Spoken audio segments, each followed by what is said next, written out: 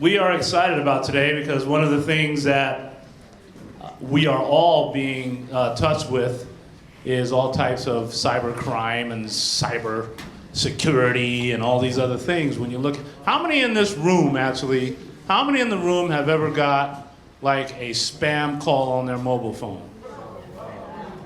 That's like everybody, right? It's like, you know, even the DA's office gets that kind of stuff. So, hello, all right. So I'm already being cyber crimed right now, trying to turn my mic off. So I just want to make it clear that what we're going to be talking about today throughout the day, what am I throughout the day? I mean, for the next hour and a half or so, we're going to talk about how this impacts all of us. We're going to particularly talk about businesses. Whether you have a salon, or you have a restaurant, or you have a borough president office, all of it can be attacked. And we're going to talk a lot about that, but we're also going to even talk a little bit about on the individual level. For someone who's done some hacking in my own career, it's so easy to get to people's computers. And you'd be surprised when you're not protecting your computer how vulnerable you become. I wasn't an evil guy, but but it definitely is an important topic, and we've got the best minds in this room right now to talk about it. In addition, we're streaming this particular tech meetup, and I want to take my hat off to Jolie in the back there, who works with the ISOC, who's putting it up on their site as well as we stream it through Silicon Harlem. So it's a wonderful thing for those of you who have people who wanted to be here who couldn't be here. You can certainly let them know it's being streamed if you can get a signal down here in the basement. We are going to move very quickly because we have a very large panel. That's how many people are thinking about cybersecurity. Is like, this is going to be the biggest panel that we've had all day, because there are people here who are willing to share their insights to help us protect ourselves. To that point, I also want to thank the Greater Harlem Chamber, and particularly the Harlem Week Inc. folks, who have allowed us to have this tech meetup in collaboration, which we've done for the past 4 years. And every year we have a different topic, but we've been lucky enough to get the DA's office here for the second time of those 4 years. So there's a real focus, I think, within this community to make sure that we're well protected, and it's nice to have the DA's office on our side. Let me move this very quickly because we have one of the great representatives here of Manhattan who has like 29 events to do in like 6 hours.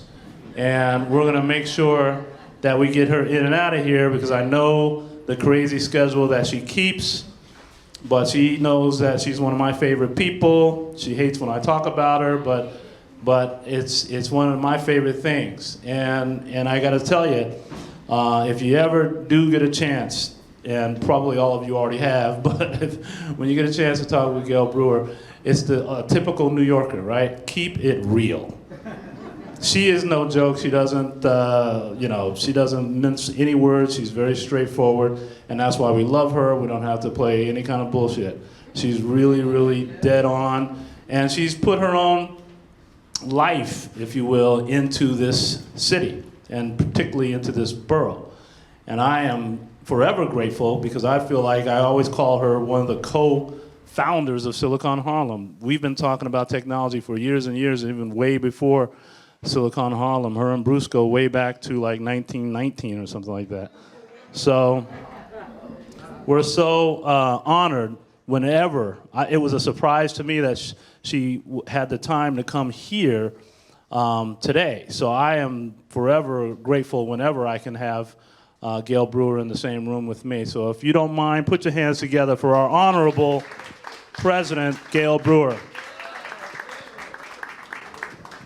Thank you, Clayton Banks. I could go on and on about you too, and Bruce.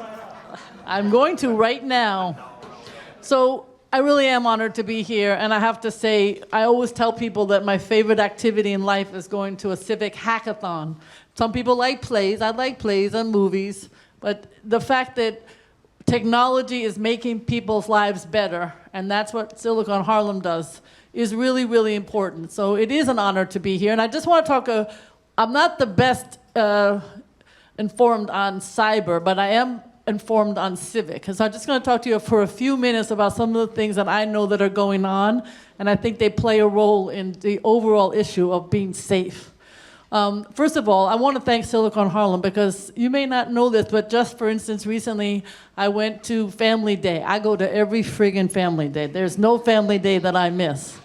And the one that you may not know that at every night of development there is a Family Day, and they're very special and they're very hospitable, and a lot of work goes into them. But at St. Nicholas Development, where Mr. Ball is the president of the TA, there's a huge thanks to, I think, Athena Moore for our office, knowing there's a large computer facility, and it is, in the past, been underutilized, and of course it always needs upgrading. But this amazing group, Silicon Harlem, has been working with the young people at St. Nick, we're figuring out how that computer lab can be best utilized to teach coding or other kinds of support.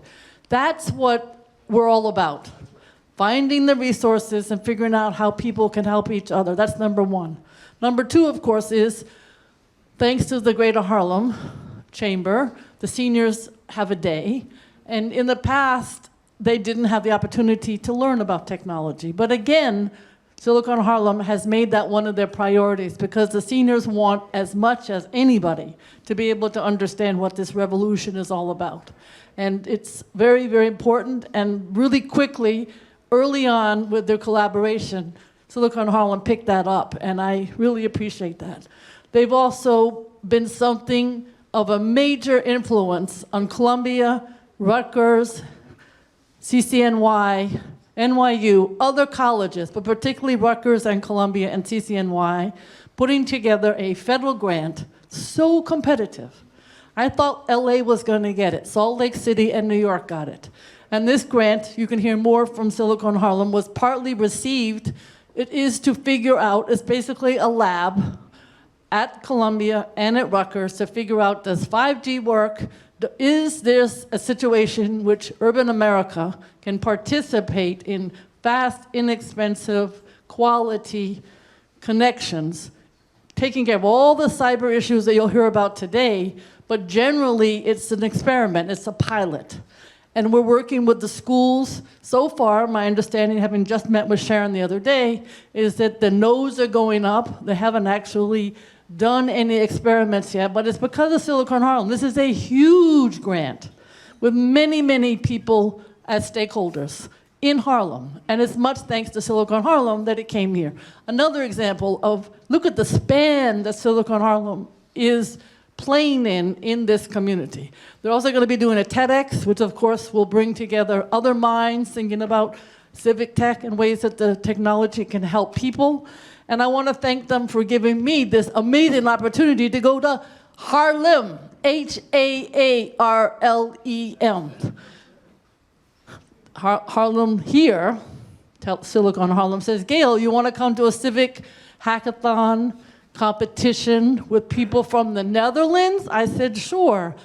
And I show up, competition takes place, a couple of years, and then I was going to the Netherlands to speak about technology, and guess I was right next to H-A-A-R-L-E-M.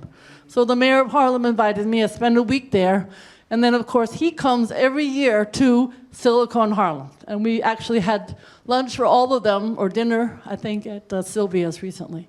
This is a special organization. So you're going to hear today about all the amazing ways that we can fight this challenge in terms of security, cybersecurity, but this is an organization that in a very short span has made a difference big time, and a wide range, and I've only talked about some of them, all the job work that Bruce and Clayton are doing and their colleagues with young people. That's another whole aspect of this program. So I'm just here to say thank you for being so innovative. Very quickly, this issue, there's so many complicated issues that are going on in terms of how do we figure out civic tech and technology in general. I want to thank the mayor's office, you'll hear from them later. But in our office, in the borough president's office, we're mostly focusing on the open data. And the issue of that, again, plays a role, I'm sure you'll hear, because data has to be secure.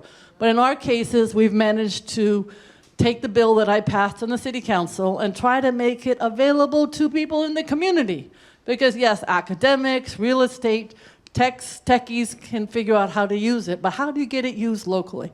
So we've got every 4 years now, we've had a 4-year program with Beta NYC, and we are working with CUNY students, sometimes 12 per year, wonderful students who understand that this is a career they want to go into, and they are taking this data, which is not easy to unravel so that it can be understood by the civics, the Black associations, and the community boards.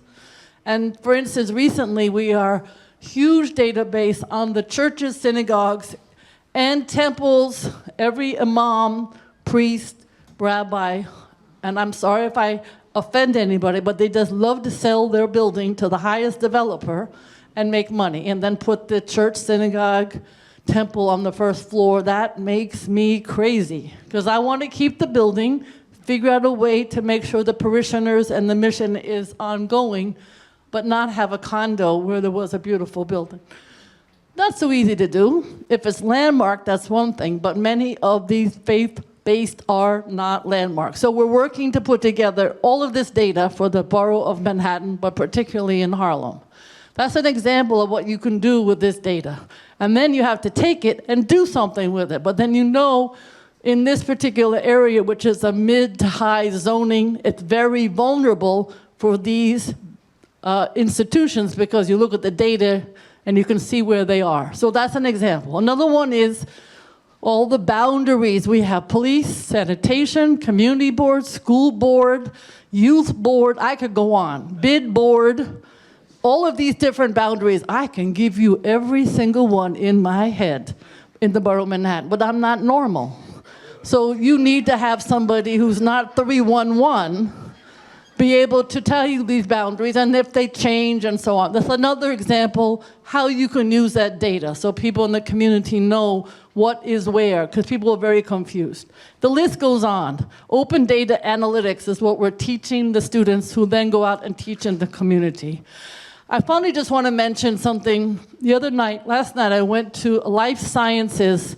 It is a program sponsor to the credit of the Economic Development Corporation of the City of New York. They take 30 students, this is the second year, from 5 boroughs, very diverse, stipends for the summer, placed in a company.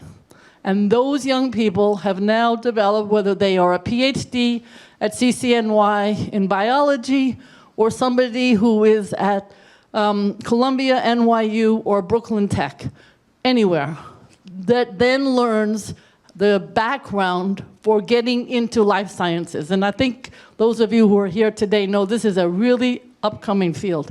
We've got all of the universities, we've got all the talent here. We need to be #1 in life sciences, and that means curing diabetes, curing cancer, curing what I care about. We need to eat healthier, and the list goes on. So this is an example of the city, I think, taking what we have in terms of workforce and giving them the opportunity to be part of this revolution. So these are good things that are all happening. Census is coming up. I know it's a boring topic, but boy, is technology going to play a role. And boy, do we have to deal with the question, which is not going to be on the survey, but everybody thinks it is.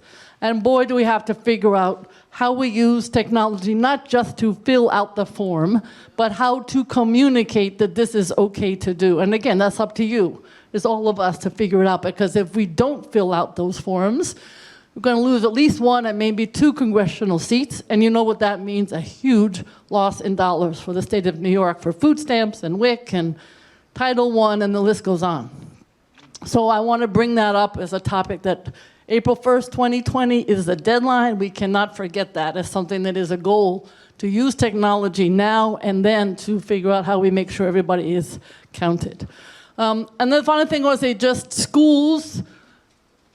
I mentioned a little bit in terms of the Columbia and Rutgers possibilities. But there are two things that happened that are good this year. One is finally, the State Department of Education, it took us 5 years, has agreed that if you're a teacher, you don't have to teach out of license. You can teach in computer science. Until this year, September of 2019, you had to teach in biology or physics or English or something else in order to teach computer science. And finally now you can be a computer science teacher. That makes a big difference. And the other thing that's happened is there was something called Directive 10, which is in the controller's office and OMB, and it basically said you can't buy any students anything but the cart with some computers in it. You can't get them a laptop, you can't get them an iPad, you can't get them a Chrome. That changed. So as of September 2019, city money can buy the same darn item that the charter school kids have, that the private school kids have, which is something that is much more usable and has better information, particularly for the kids who are disabled, who need the Chromes. So these are some of the good things that are happening, but it is slow. It is very slow. And it's frustrating for me as somebody who wants to be sure that the people of the city of New York use technology in a way that makes their lives better.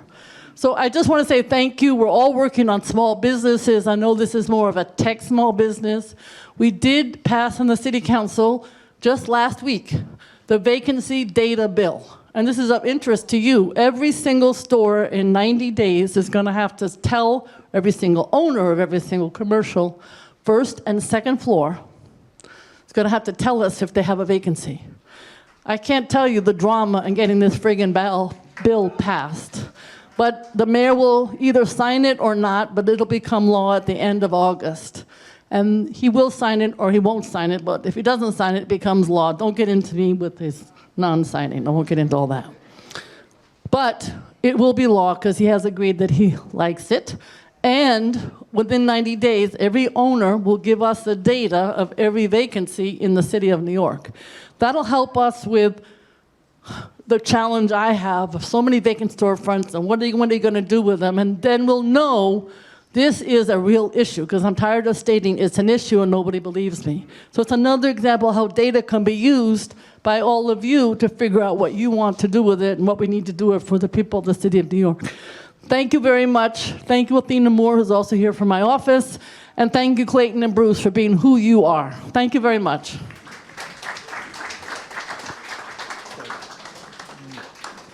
If you didn't see in your seat or whatever, check out this August update from Brewer's office. A lot of what she said is in it, but there's more.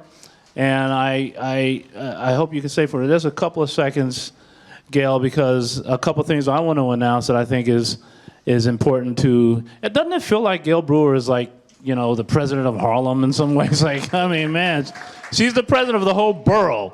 But she's up here. That's what I love. She has an office on 125th Street. I mean, we used to have to go downtown. Now she's got a place right here in Harlem. So we love that. We, Silicon Harlem, and all of you should drop by our office at some point. We're at 148th and 8th Avenue. So feel free to come by. But one of the things that we just did, July 9th of 2019, it feels like we made history. Who says that? You know, made history. Well, what we did is we had a big shipment come into our office, and we're building the very first data center in the history of Upper Manhattan. Never been done before. We're going to need everyone's help on this, by the way. This is a big deal. It's transformative for the entire Upper Manhattan community. We'll be hiring lots of people over the next 18 months. And it is the #1 investment among Google, Microsoft, and Amazon are data centers. We're all generating so much data that we have to now create that redundancy, that protection, all of that. One of the things I've noticed in Upper Manhattan and probably throughout the borough is that small businesses don't back up their information. And the idea of doing it right now would mean that they would have to go downtown, get a contract with some company that they don't really even know or trust, and most of the small businesses don't do it. So if there's ever an issue in their company, some sort of attack or even some sort of disaster, their business is out, right? They're gone. So we decided, why don't we build a carrier-grade data center in Upper Manhattan. People hate when I say this, but the reason why we get bombed in downtown is because the attackers are not dumb. They know that if you can knock out communications, you can cripple a country, frankly. We ain't afraid of them.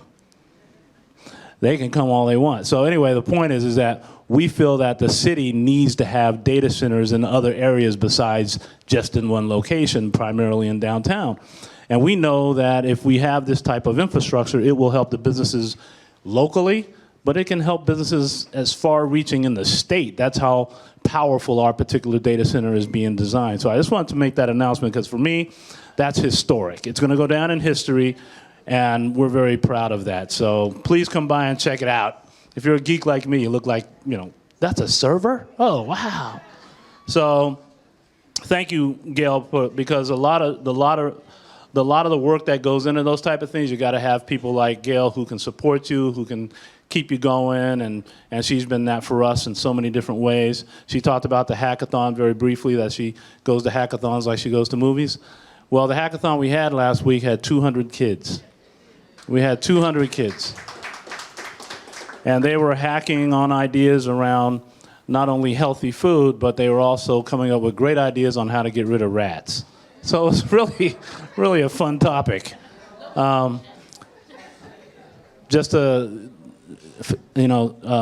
scare you a little bit more, one kid said, well, I have an idea. What if Gordon, what's the chef's name? Gordon something? Gordon Ramsay cooked a rat for you. Would you eat it? Let's move on, will ya? That's enough of that. But we also love doing this event where all of you entrepreneurs and people working are coming out. And then, as Gale mentioned, we'll also do what we call demystifying technology for seniors next week. And then we end our whole tech sector with preschoolers on robotics.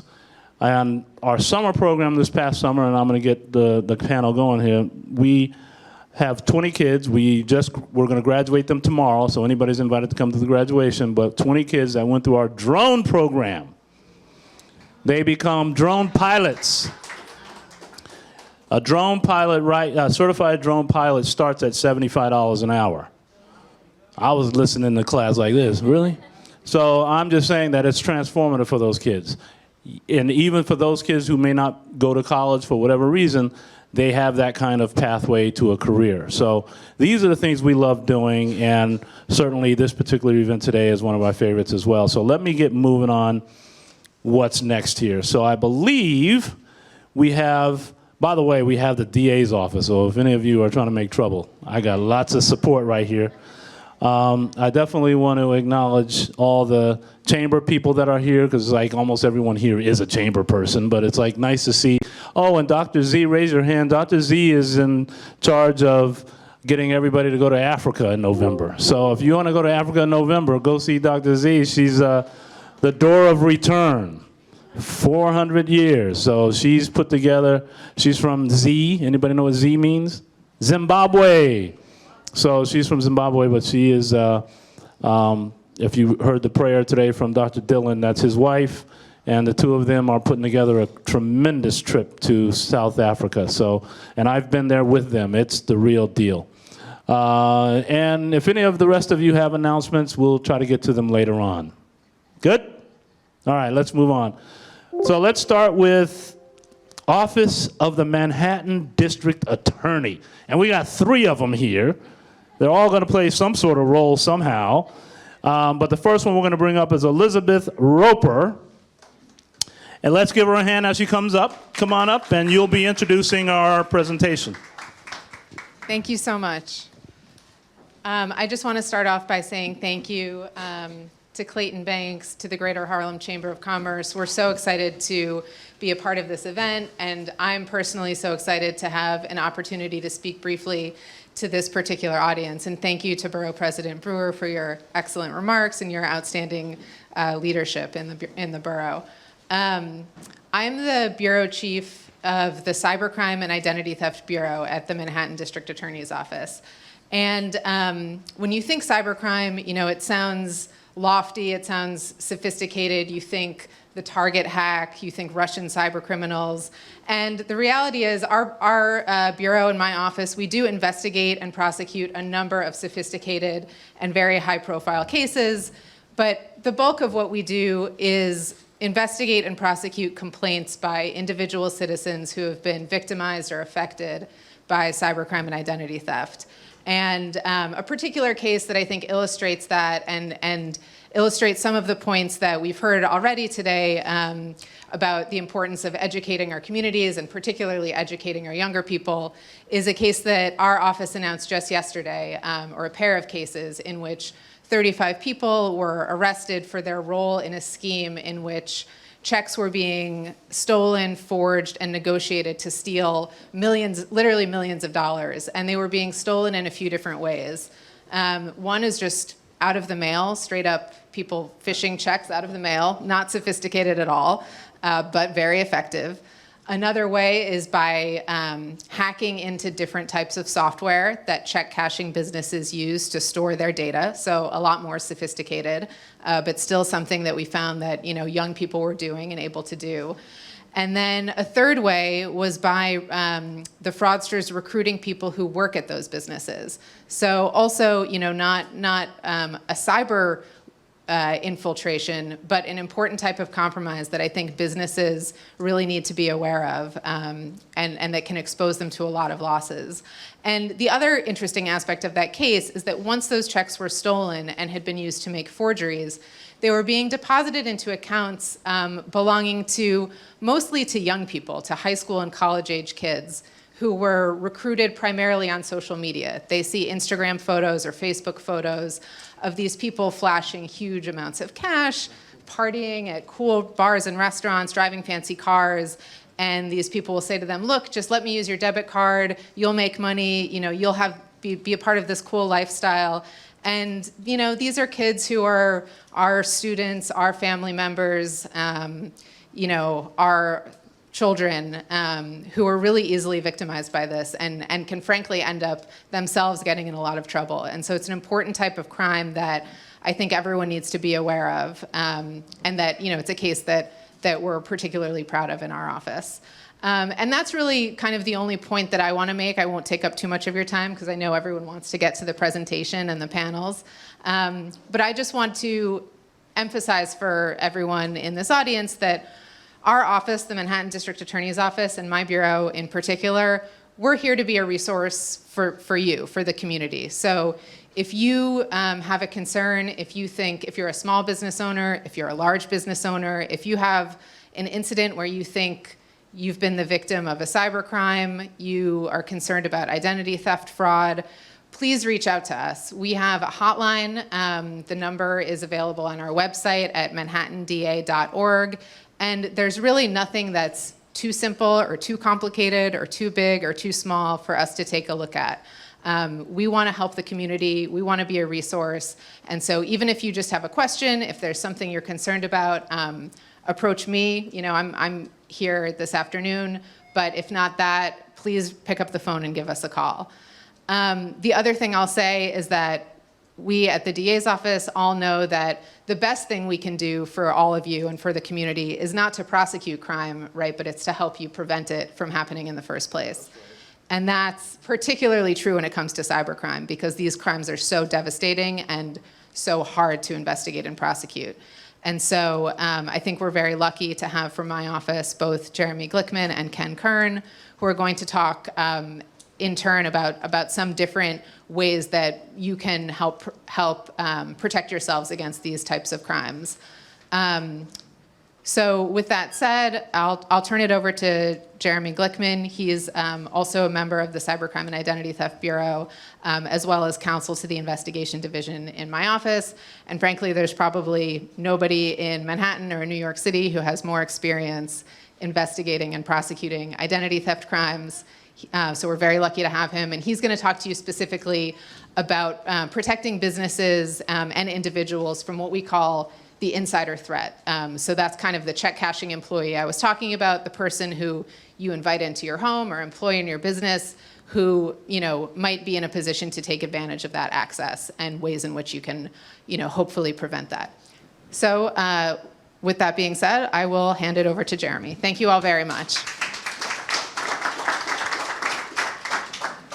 Oh, thank you, Liz. Good afternoon. All right.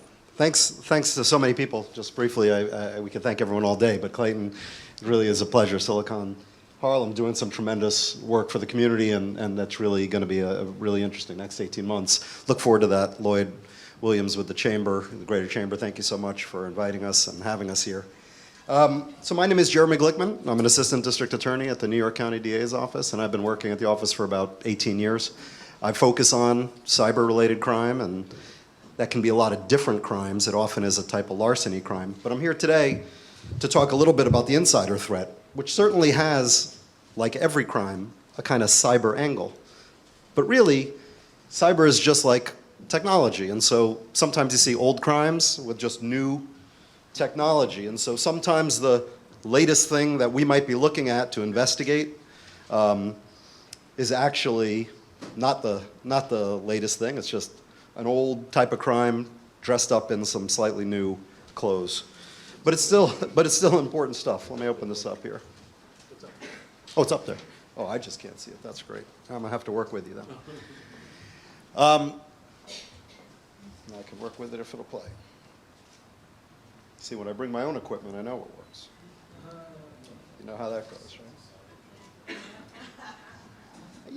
You know your own stuff. Oh, it's killing me over here. There it is. Okay. Okay. Thank you. From the beginning. It's kind of weird.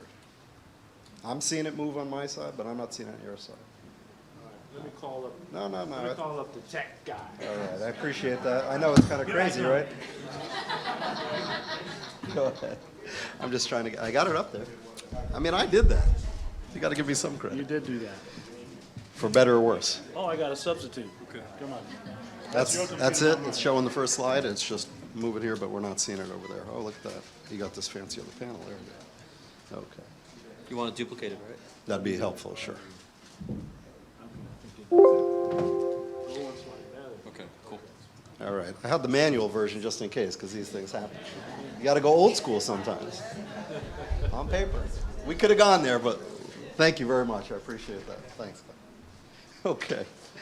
So when Cy Vance became the DA, he recognized the shortcoming in the DA's office and just said, we had a group of people who had been dedicated to working on cyber kind of crime, but he said, you know something, we got to turn this unit into something bigger. And he created a unit into a bureau. So he dedicated a lot more resources because it's, of course, an obvious problem, as he often says, the crime scene of the 21st century. So we're over 24 assistants, including the supervisors. We have a whole forensic lab, so we do our own forensics. NYPD does forensics for the whole city for crimes, but we also do our own forensics. That means when we recover cell phones or computers, we're able to get into them and conduct our investigation in-house. We have in-house detectives. We have sworn investigators who work not in NYPD's offices, not in a precinct, but in our offices with us day to day, which is a much better working environment, and I think a much more collaborative environment that helps us get things done more efficiently and certainly more accurately when we need to. We work on all kinds of cases, but a lot of what we work on, as I said, is kind of cyber-enabled fraud, which is usually about larceny. Most things involving computers are about ultimately trying to do another crime. But sometimes people are trying to get back at someone, they want to damage something, they're trying to embarrass someone, they're using a computer. A lot of what people use computers for are to try and get to the money, or move the money, relating to some other crime, and often there's some financial crime. The insider threat, the concept of that is that, it's not magic, it's an insider, someone on the inside. Inside of what? Your home, your business, we're talking about businesses, and it's all kinds of businesses. There is no one's immune, unfortunately, from crime. Financial, banking, big crimes, big companies, retail, huge chains, manufacturing, construction, healthcare, but also the smaller version of all of those things, the local, small, regional, or city-based bank, the small retail. Everyone has to use a computer these days. I don't know what business there is, or rare is the business, that is not somehow using a computer, if not in their day-to-day, at least in some capacity. And so if a computer is being used, that means there is an opportunity for someone.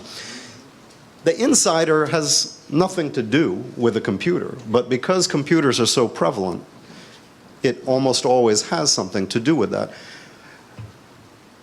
What are we keeping on our computer? What are we using our computer for? What is your business doing? Awareness of the data and the information that you create or make or store or transfer is something that you need to have, because the only reason for there to be any kind of a threat from an insider is because somebody being greedy, somebody wanting to have something that they shouldn't, is taking advantage of something that someone else has, someone you might have or your business might have. But what a business has isn't just yours.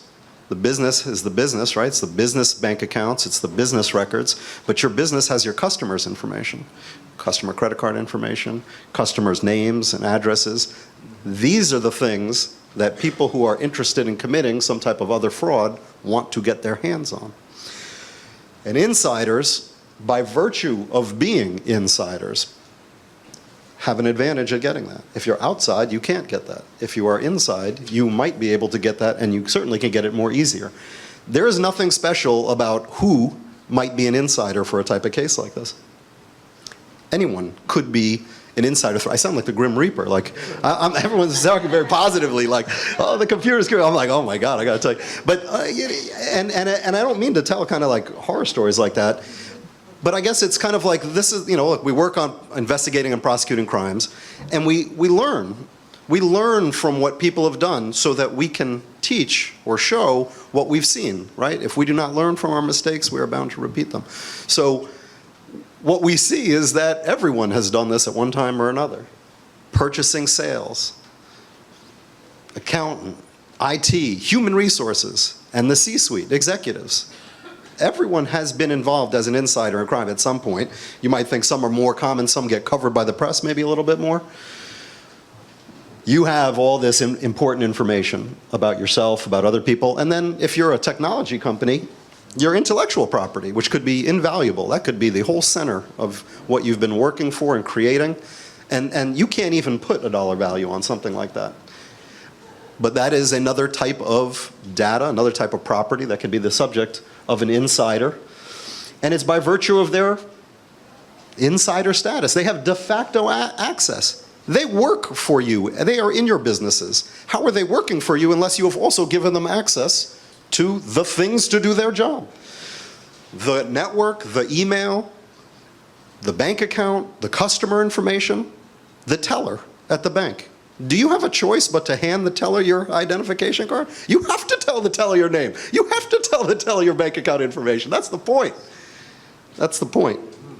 And that's why, frankly, it is such a, I think these are some of the worst crimes, particularly when we talk about certain insiders, a home health care aide, because it takes advantage of the most vulnerable, it's the most trusting relationship abused. So it's an abuse of trust, and it's particularly sad, frankly. Just want to see if there's anything else there. Okay, I want to go backwards. Okay. So again, what I have is a couple of examples. I was trying to think of the best way to do this. The problem is that, like life, crime is very diverse and rich in its facts.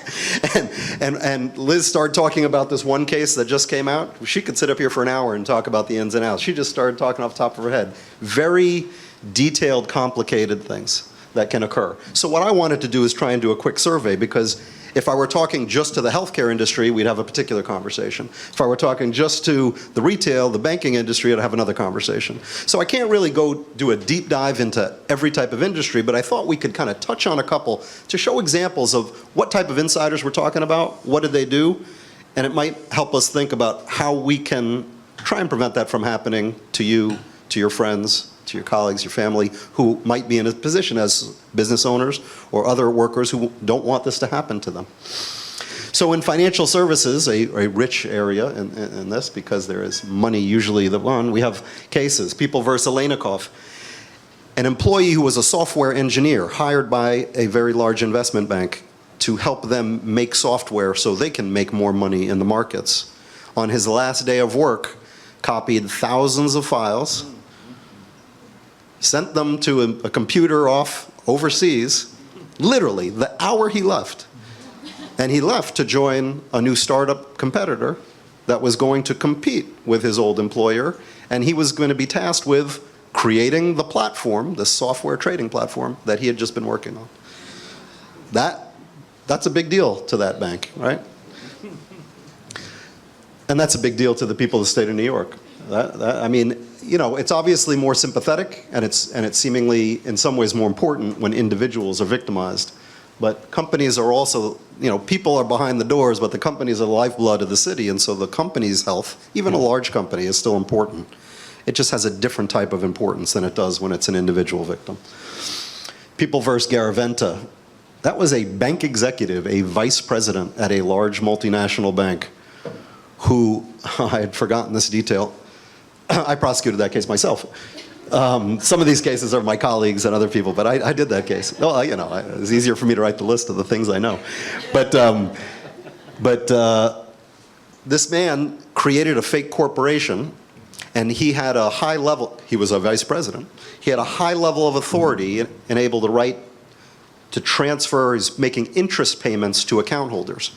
So what he did is he created his own account, and so instead of money going to the right place where it should have gone, he was sending money to his account, an account he controlled.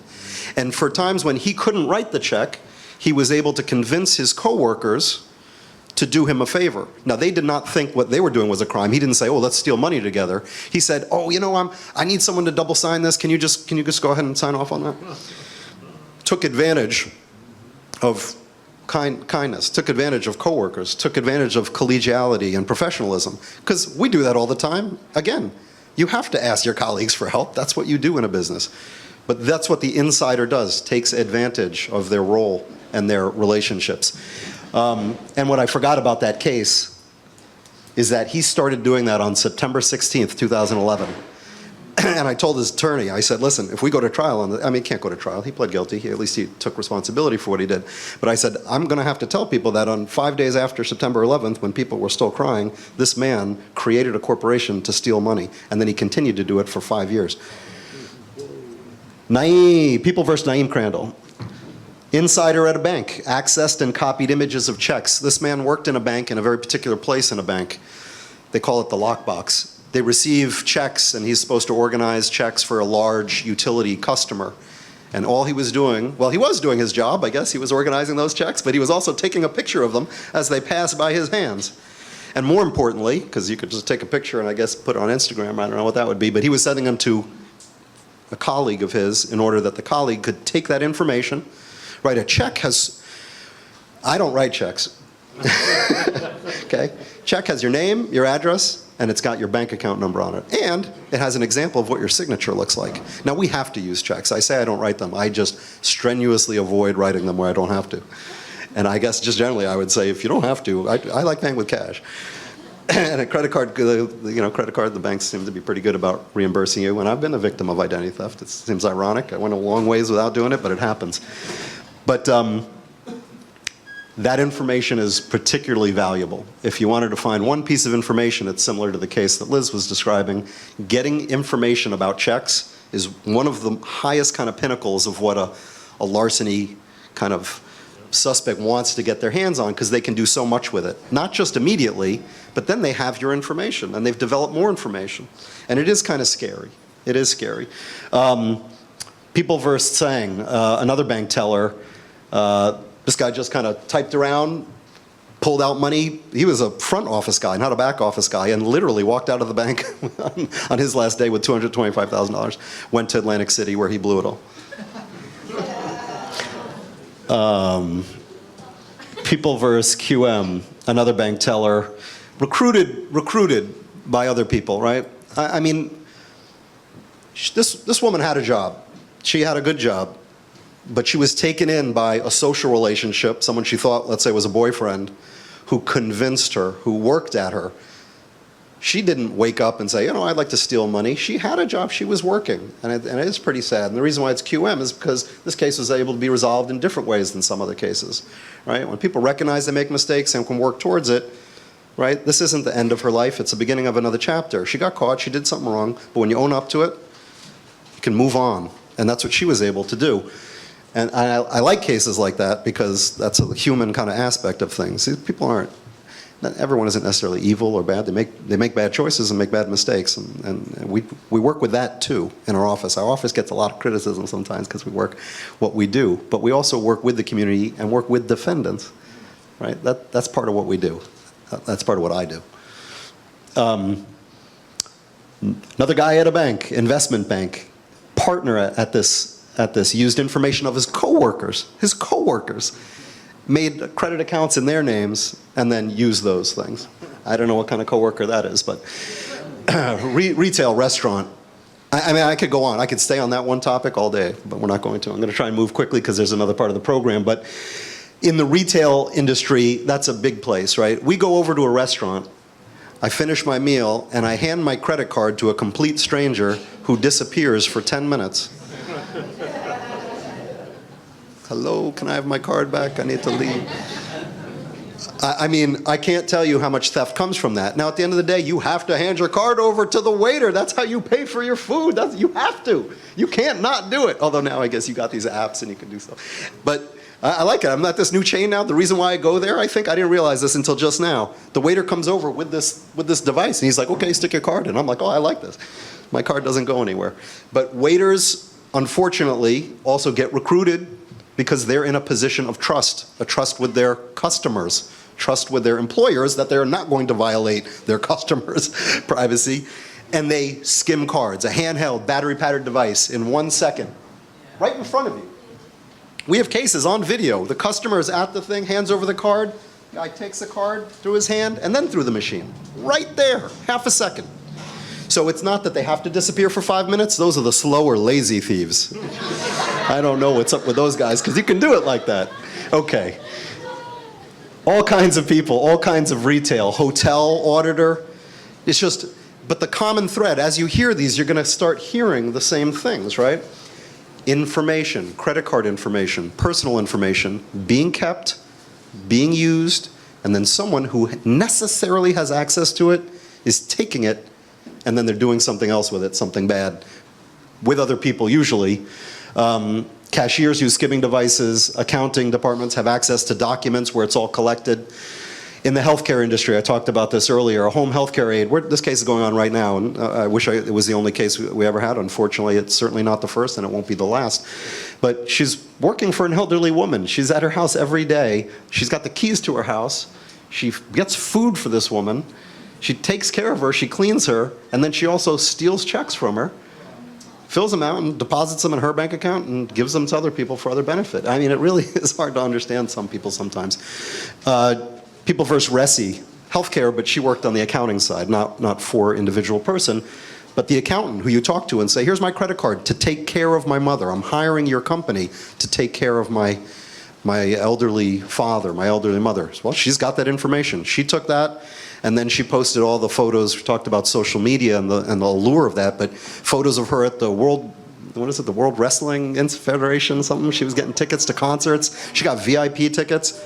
All of that paid for with their customer stuff. And fortunately, the evidence is great for us because the thing she bought fraudulently, I got her Instagram account with her at the thing, holding up the belt. It was good. Well, you got to find a little of the humor in it, right? It's sad, but it's, you got to find a little bit of the humor because we are all human, but it really is, sometimes it helps to do that. People versus Chisholm. Again, this is a hospital employee. A woman goes into a hospital, her stuff goes missing, and hospital employee is depositing her checks. Well, what do we think happened there? People versus Daniels, a home healthcare aide who convinced, a now very elderly woman, not only did she steal $300,000 from her, but convinced her to put her on her will, and was on the will. And as part of the disposition, we had to get her to agree that she would disclaim any benefit of that will. But again, nothing is immune. Transportation, a car service company, the person you call up, I guess now using Uber and Lyft, you're not calling up anybody anymore, but in my day, we used to call people up. Can you come? You have an account, or corporate accounts. Credit card numbers, people's information, telephone numbers. You wouldn't think some of this stuff is valuable. You think, okay, credit card number is valuable. Name, why is that so valuable? Because they use that. If I'm going to open up a credit account, I don't need your credit card. I'm going to open up my own credit card with your stuff.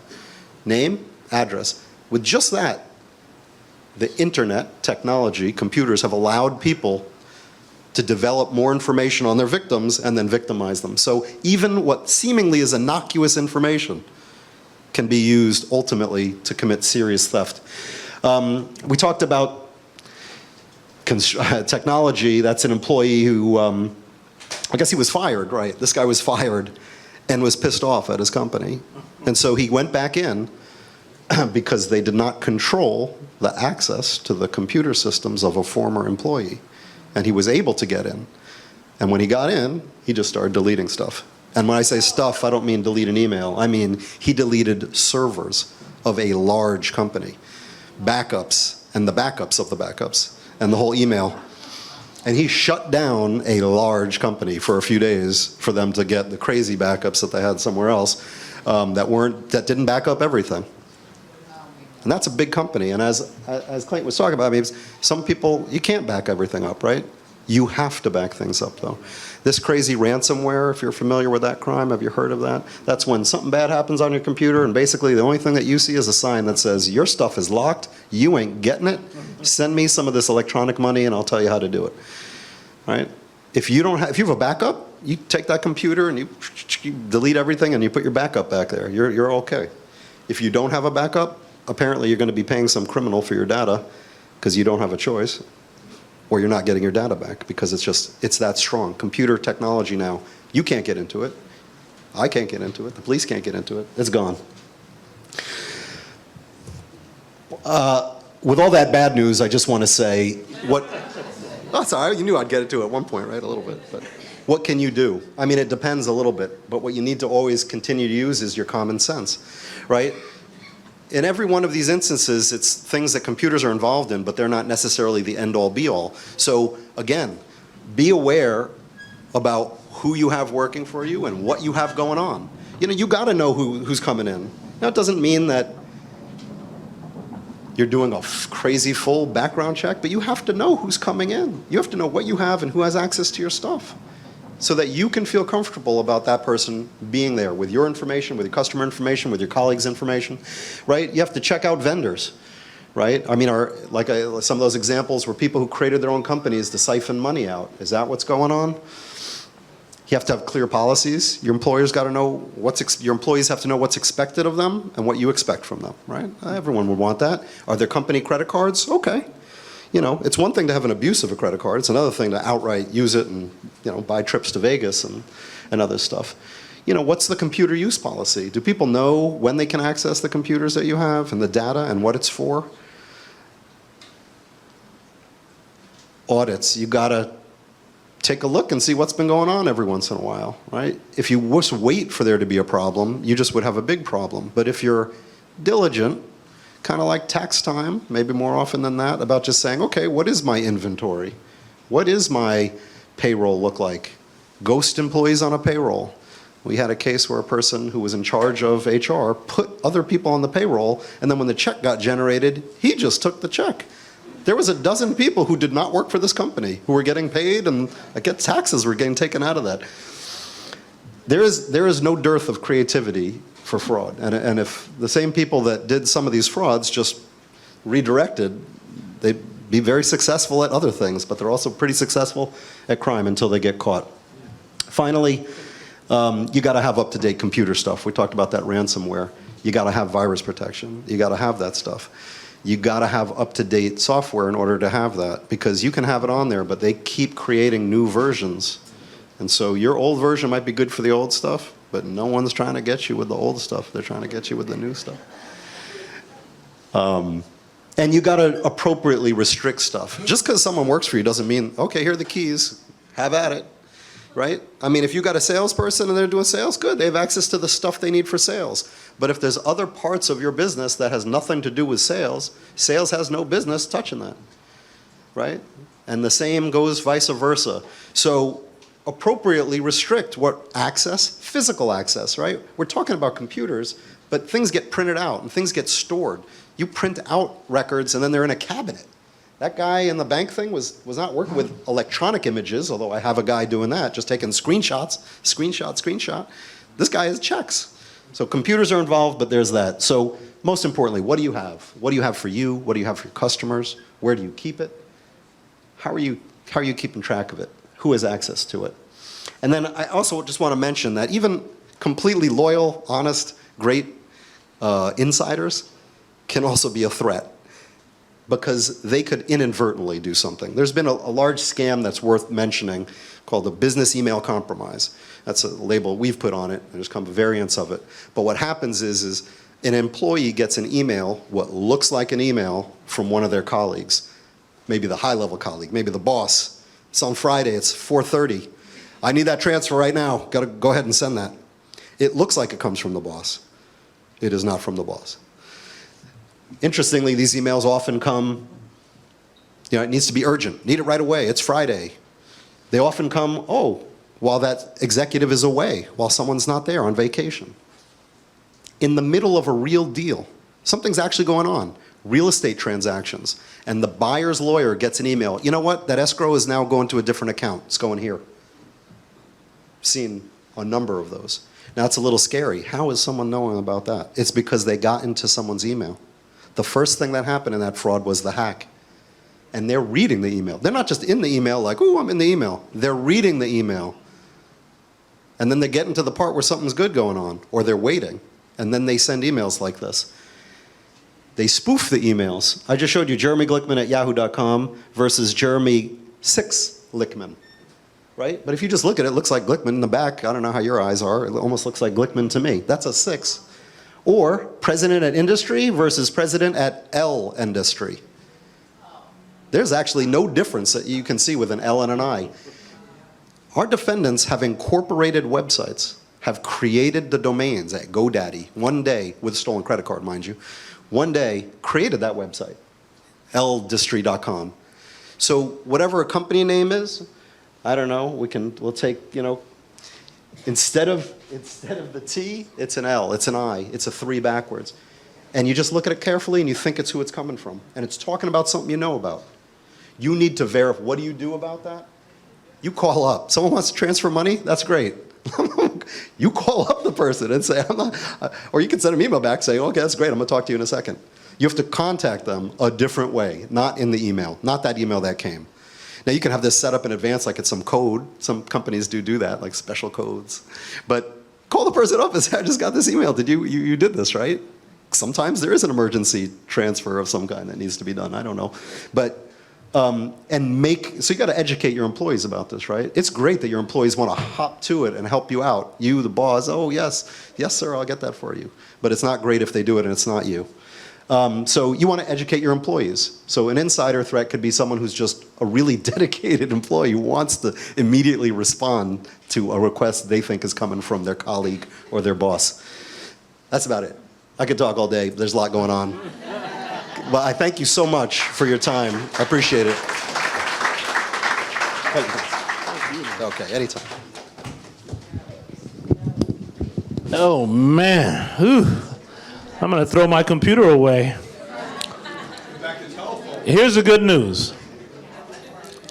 You didn't give us a lot of good news, man. You locked up a lot of people. That's a good thing. But the good news is, I think I read a report back in 2014 that there were 1 million jobs available in cybersecurity that were not being filled.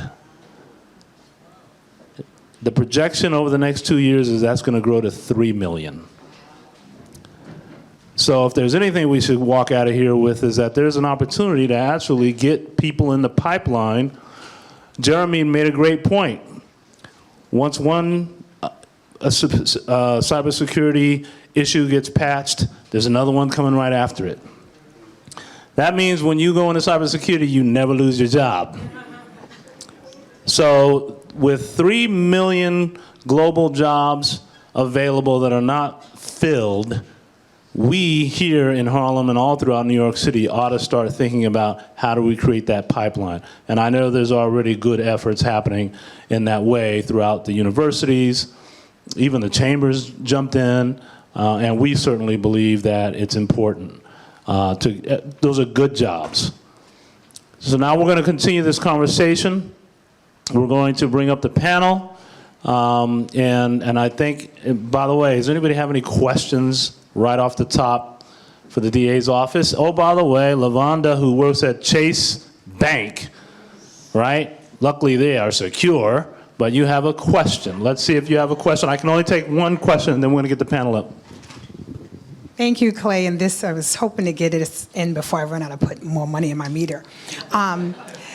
First, I want to say thank you for sharing that valuable information. As you were speaking really quick, I just want to point out, because we can't live in fear, right?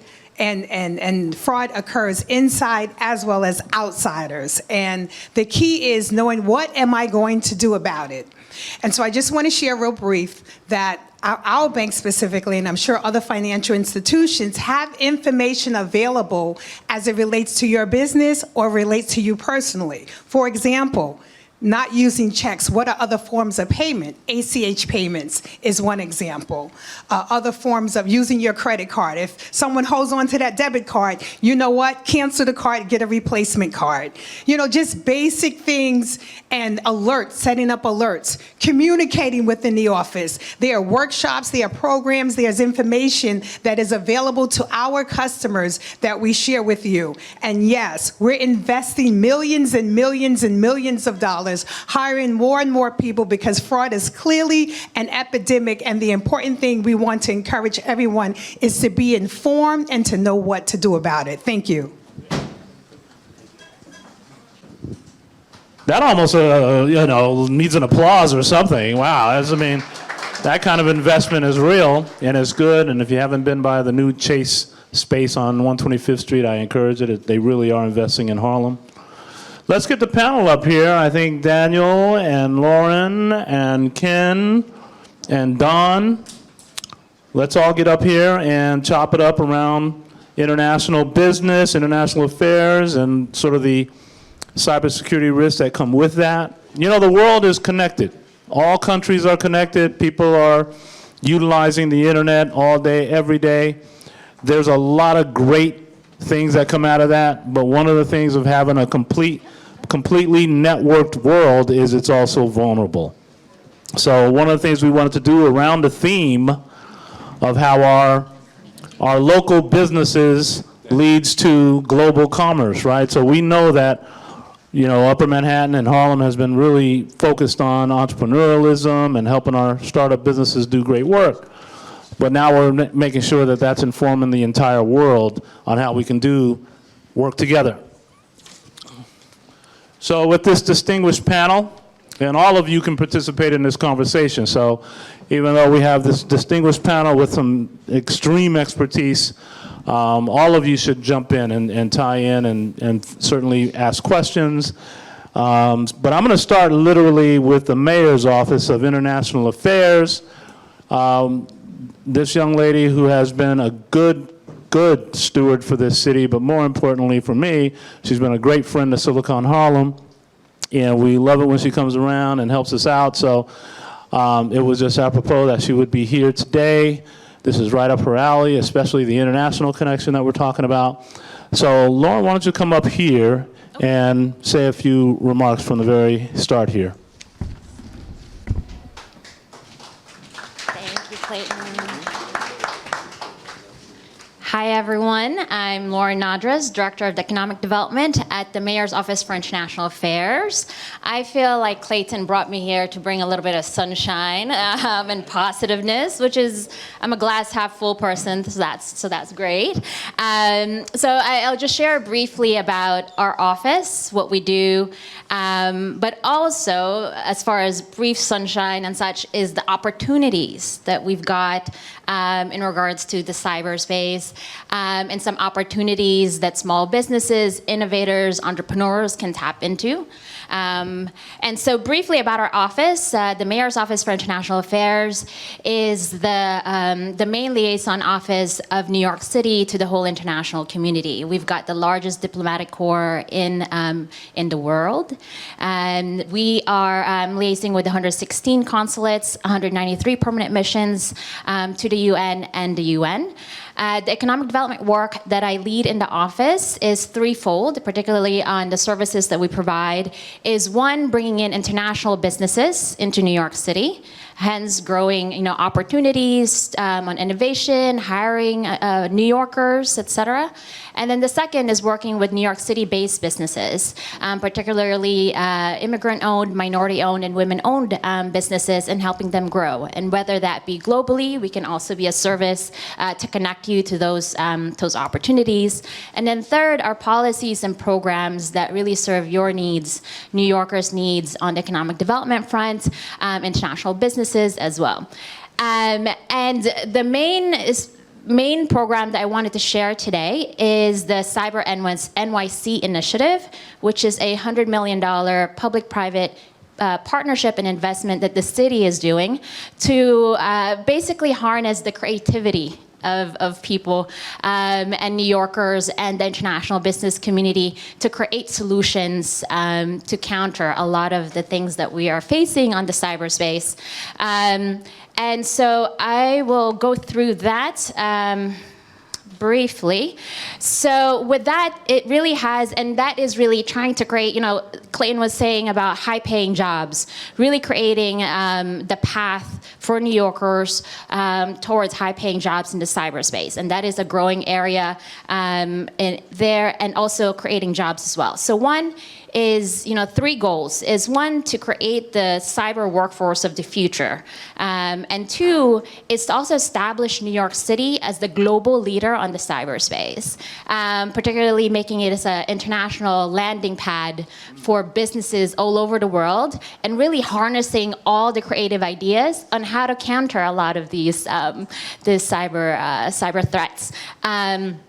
And then third is really catalyzing the next billion-dollar company, which could be in this room, and helping you tap into the investors, the training, the mentorship, et cetera, that you might need, particularly from an ideation stage to a startup stage to a growth stage company. So I'll go through some of the programs that we're doing.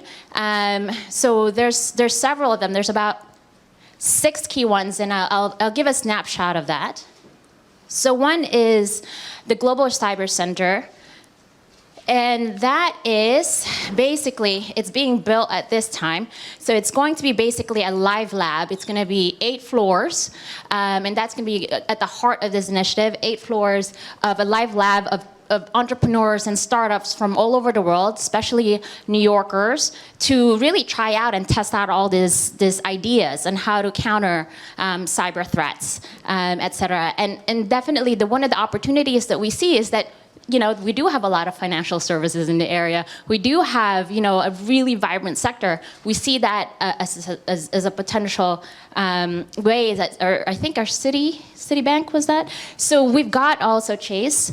So we've got also partnerships with some of the biggest companies that are here and home here in New York City, and able to test out several of these solutions. And with that, that's really to be a live lab and also a landing pad for entrepreneurs within New York and also globally. And the second one is, it's focusing more on, if you have ideas, it's more on the startup stage. If you have ideas and really being able to pitch that to companies such as, the different financial sector companies. And then the third one is from Inventors to Founders program, which is actually run by Columbia Technology Ventures, and basically for pre-seed and seed stage companies to be able to have the mentorship, the training, and link to the venture capitals and investors so that they can grow that idea and make that into a business. The other one is Cybersecurity Moonshot Challenge. So that is actually, there's this moonshot challenge that our friends at the CTO office and others in the mayor's office, et cetera, is basically doing this moonshot challenge globally and really asking, what are some of the best ideas actually that that can be surfaced to support small businesses to be as prepared as Fortune 500 companies, right? So the small businesses in our neighborhoods, how can you be as prepared as, like the big financial institutions down Wall Street? And with that, there's going to be a $1 million investment prize for that company, as well as mentorship, et cetera, to help grow that idea further.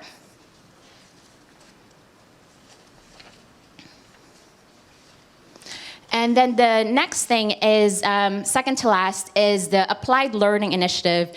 So this is working with students, so undergrad, grad school, through community-led consortium, and also training them and to prepare for the job market, and also the workforce shortage in cybersecurity, so that pipeline development of talent to try to solve the problems that we have in that space, as well as leveraging and trying to tap into the opportunities that's available.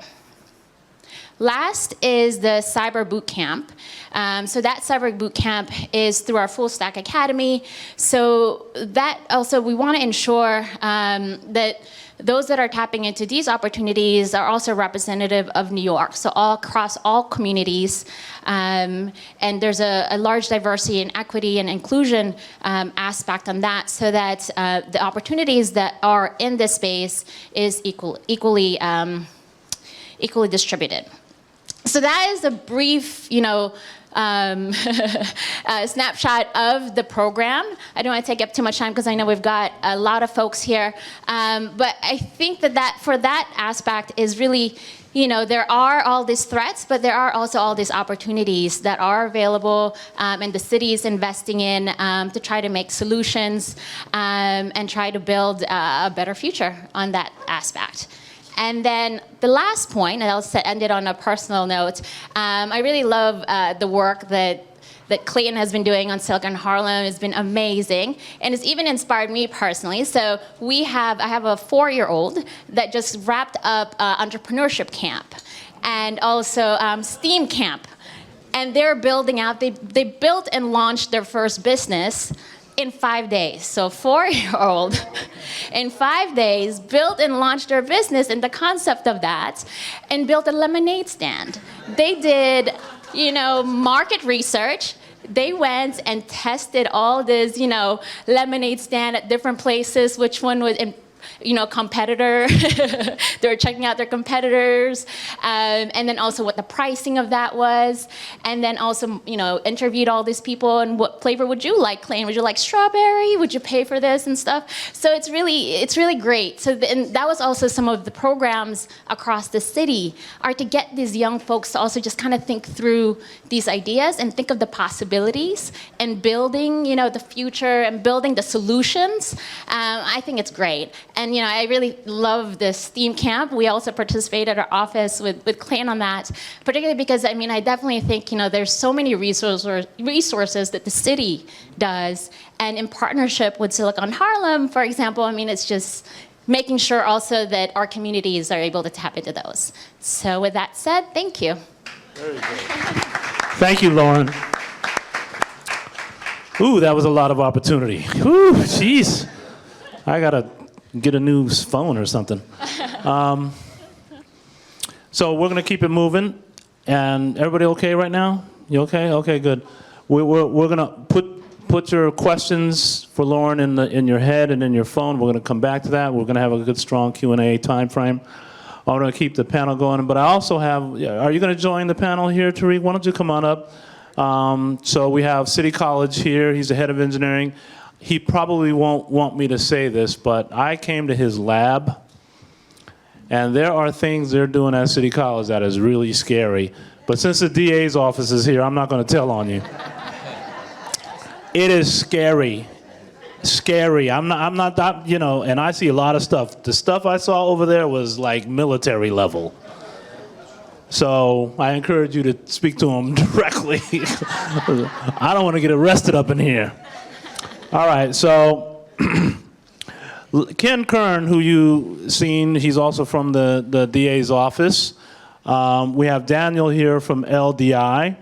And we have Dawn, who also is a part owner of a cybersecurity company. So we've got all these brain power, and of course I talked about Dr. Tariq, who's running an engineering and lab for cybersecurity on City College campus. And he and I are doing a lot of great things together. But so we got all these great minds. So this is like, you know, may never have this assembly again, right? This kind of talent assembled in one place at one time. So let's go home. No, I'm just kidding. So, Ken, do you want to do a couple of slides? Can you be very quick? 4 minutes, okay. Ken Kern. Hi, good afternoon, everyone. My name's Kenn Kern. It's a pleasure to have a chance to talk with you. I serve on behalf of District Attorney Cyrus R. Vance, along with my two colleagues here.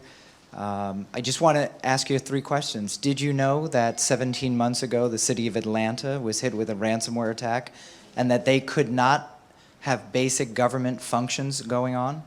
Did you know that in Baltimore, 9 months ago, the 911 system went down such that people weren't able to call when someone was having a heart attack? Did you know, 3rd question, did you know that 2 weeks ago, the governor of Louisiana declared a state of cyber emergency, the first time that it ever happened in the United States, because the school system was hit with malware, so students weren't able to go ahead and access the data. So those 3 questions, some scary stuff, but I actually want to share with you 2 things that can actually be a solution to help us all. We're a community. We're here to protect our families and our global community and local community. So I want to thank Mr. Banks, Mr. Williams, and Columbia for the opportunity to speak with you, to say in 4 minutes, I want to introduce 2 things to you. Global Cyber Alliance, created 4 years ago. If you're interested as an individual citizen or an institution to have free tools at the most sophisticated level to protect yourself, your family, or your business, this is groundbreaking work that the district attorney, along with 2 other co-founders, created in September 2015. These are some of the big names that exist, but let me tell you that our partnership includes everybody along this table. I was with Mr. Banks as a partner. We were up in Boston 2 weeks ago at a cyber training. So we're very grateful to have partnership with our local community as well as now 31 countries. Here are the sectors that participate. Great individuals running the organization.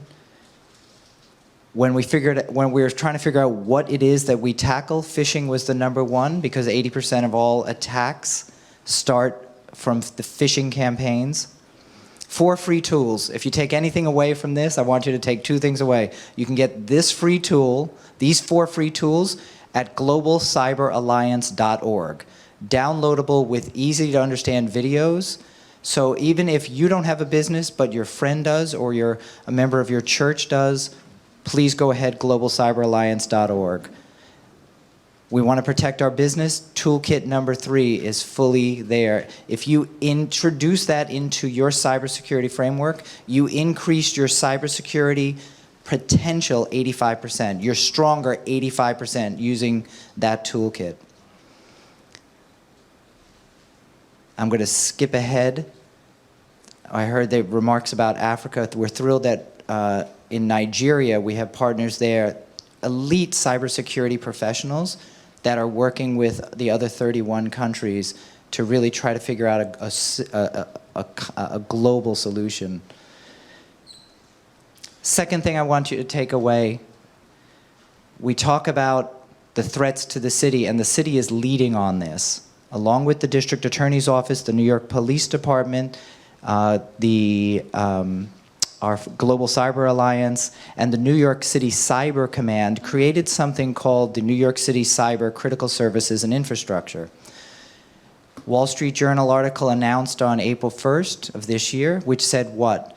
We're doing great things with Global Cyber Alliance protecting the world. What are we doing here to protect our infrastructure? When that 911 attack happened in Baltimore, that could happen here. It happens to our hospitals. It happens to our office. How are we protecting our electrical grid, our healthcare, our hospitals? Did you know in the UK 1 year ago, doctors, physicians, nurses couldn't access medical records at hospitals because of a ransomware attack? And the idea behind this is we're stronger together than separate. So we bring together organizations across these sectors, sit around the table, and say, do three things. Number one, share real-time threat information. So if NYPD has information about a threat to the government, how are we sharing that with the healthcare industry? How are we sharing it with hospitality? Water. 1.1 billion gallons of water comes into New York City every day by sensors, by electronics. An attack against that grid would be devastating for our city. So, number one, share real-time information. Number two, train jointly together. Tariq and I were up in Boston on the 26th of July going through real drills to make sure that we've got we know what to do when the S hits the fan. And we know what to do, and when you got to break that glass to get to that plan, that we have a plan that we've developed to protect the city, and that's the leadership that the city has brought to it. And number three, real-time information sharing, train together, and we actually have volunteers. In case something happens in healthcare, can we have folks in the other sectors who can come and help? In the same way that we talked about, Jeremy referenced 9/11. The best part of the city was we came together to deal with it. Same idea.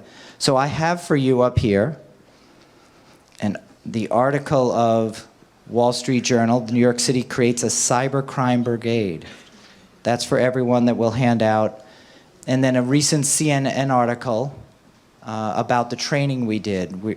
This city, because of leadership from people like Mr. Williams, Mr. Banks, is at the forefront of doing phenomenal things. We're thrilled to be a part of it. Thank you for your time and attention. And we stand together with you in trying to deal with this. That is awesome. You guys aren't so bad after all. We're going to keep it moving, and I'm going to ask those who have not had remarks so far, if you could just introduce yourselves and give us a quick little synopsis of what you're doing, and then I want to go straight into Q&A. All right, so why don't we start with you, Daniel, and go on down. You start with you, Daniel. Come on down, since Tariq is he's still processing what I said. You go right there. Okay. Hi, everyone. Dan Reyes. I'm from LDI called ToolBox. I run the Managed IT Services division of LDI, so we help small businesses with all of their IT security and infrastructure needs. Excellent.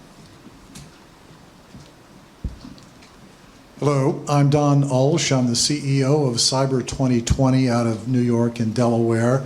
I also lecture on cyber threats at West Point, and I'm a research fellow also at Boston College.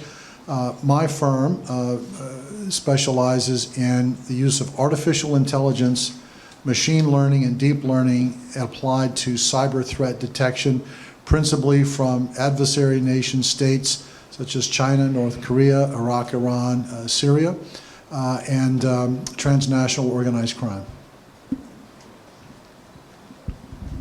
My name is Tariq Saadawi. I'm with City College of New York.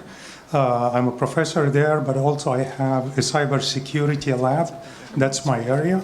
But the main thing I would like to discuss about is City College is part of CUNY, which New York City Cyber. That's basically we're heavily involved with you. So definitely we are working on that. But also regarding as part of that program, we have to, well, they kind of funded us to to be able to establish a cybersecurity master program. So we're going to offer in fall 2020 a master program, and a lot of ideas coming out.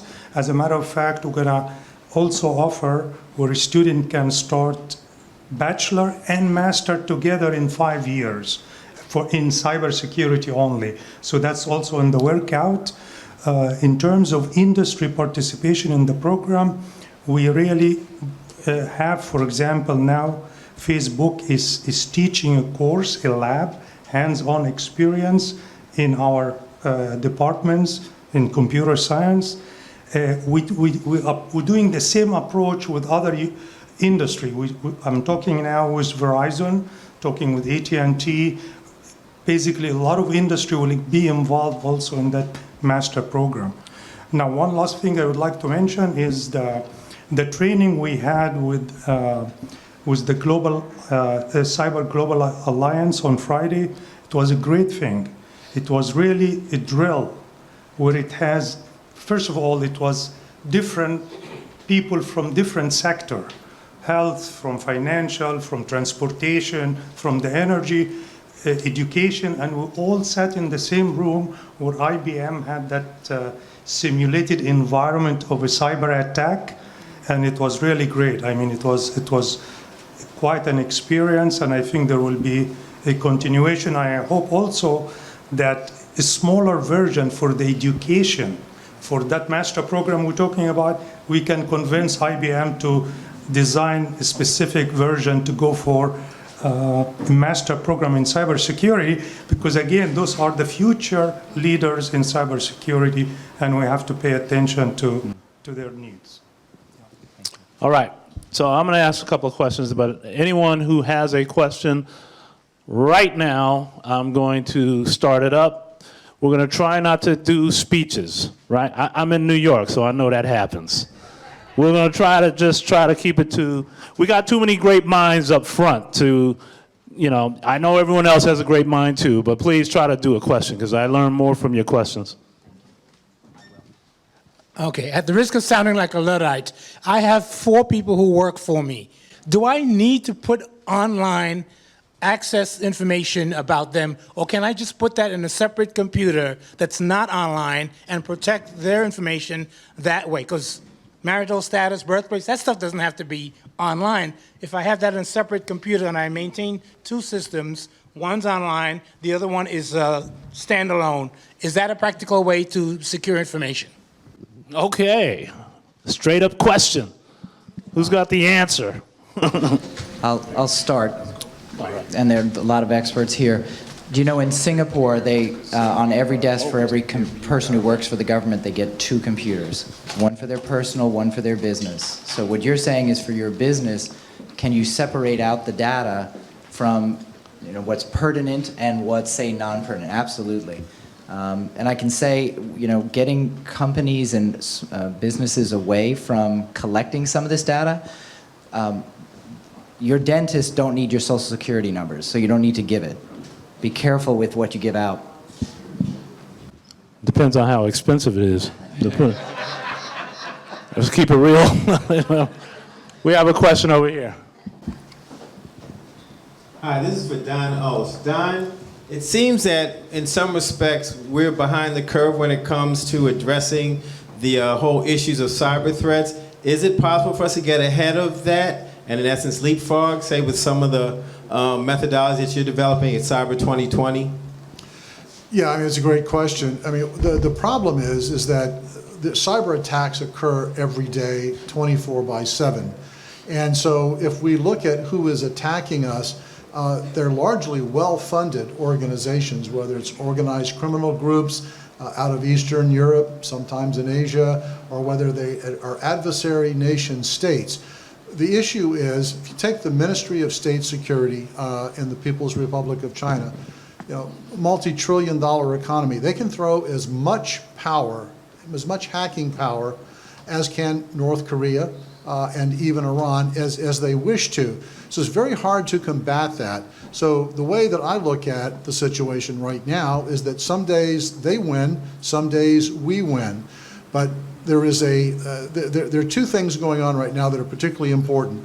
One is applying machine learning and deep learning to be able to predict what a cyber threat is going to do, to be able to predict where is it coming from, who's going to launch it, what chance does it have to succeed, how do we defend against that. So that's a part of the machine learning and deep learning. What we really don't do is we don't defend our networks well enough. And why don't we do that? Is because cybersecurity is expensive, but I think hopefully we're reaching the point where executives and government officials understand that we've got to get control of this. So there's a program going on right now where the U.S. federal government, the Department of Homeland Security, is reaching out to industry. So we were just retained by Homeland Security to actually work with New York banks and other banks to try and get them to move to artificial intelligence to strengthen those cybersecurity network defenses. But there's one other scary thing going on, and then I'll turn it over to someone else. But quantum computing is a significant factor, and there are a few companies right now that are trying to develop full-scale commercial quantum computing systems.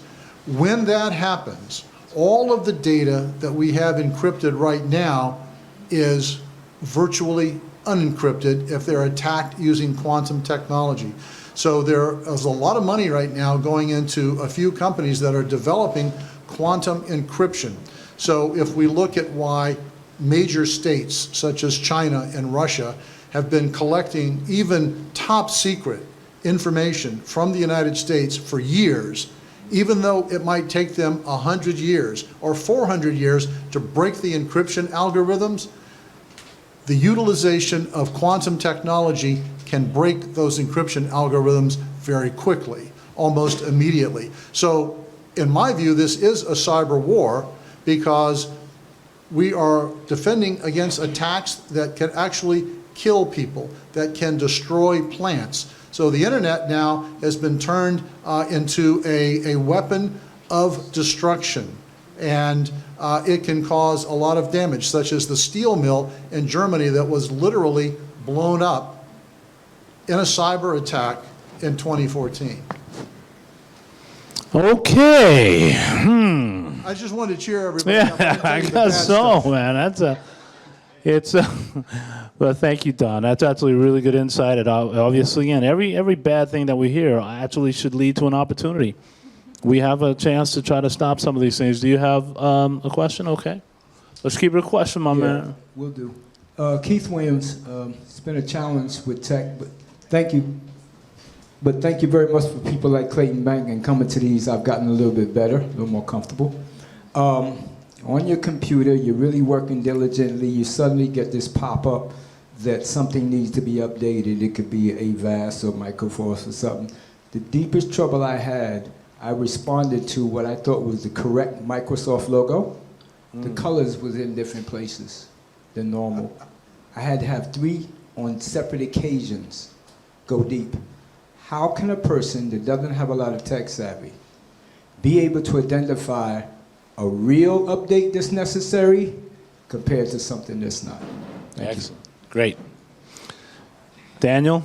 Yep. I think security literacy is probably the number one key to defending ourselves. The weakest link in any security defense is going to be that human element, and a lot of people have made that sort of statement today in different ways, in that it's usually through phishing or through something else where someone has done something, clicked something, opened something that they shouldn't have, and then gotten themselves into trouble. In the specific situation that you're describing, what I like to do, because I see those things sometimes too, and I sometimes would, rather than take the convenient step of clicking on, okay, update now, is if I think maybe something needs to be updated, is to rather close that out and manually trigger an update or manually run an update or manually go to the website rather than open a link that I have doubts about or click on something that I have doubts about. I'd rather take the extra 2 or 3 steps, manually type in the website, make sure I'm on the right website, and then run the program that way. That way I'm sure it's coming from a legit source rather than something that might not be. Go ahead, Don. You want to chime in? Yeah, I just wanted to make one comment and just elevate this to a little bit higher level for a moment. And that is, we're involved in an economic war, and that's what this is. So when we talk about economic warfare, what do we really mean? We're talking about jobs, livelihood. We're talking about the ability to earn a paycheck, to maintain a job. And I just want to give you one brief example. So in the year 2000, the People's Republic of China controlled 14% of the global steel industry. From about 2006 through about 2012, the Ministry of State Security, working with the Chinese Army and the Cyber Command, was able to penetrate the secure systems at United States Steel. They stole thousands of secrets.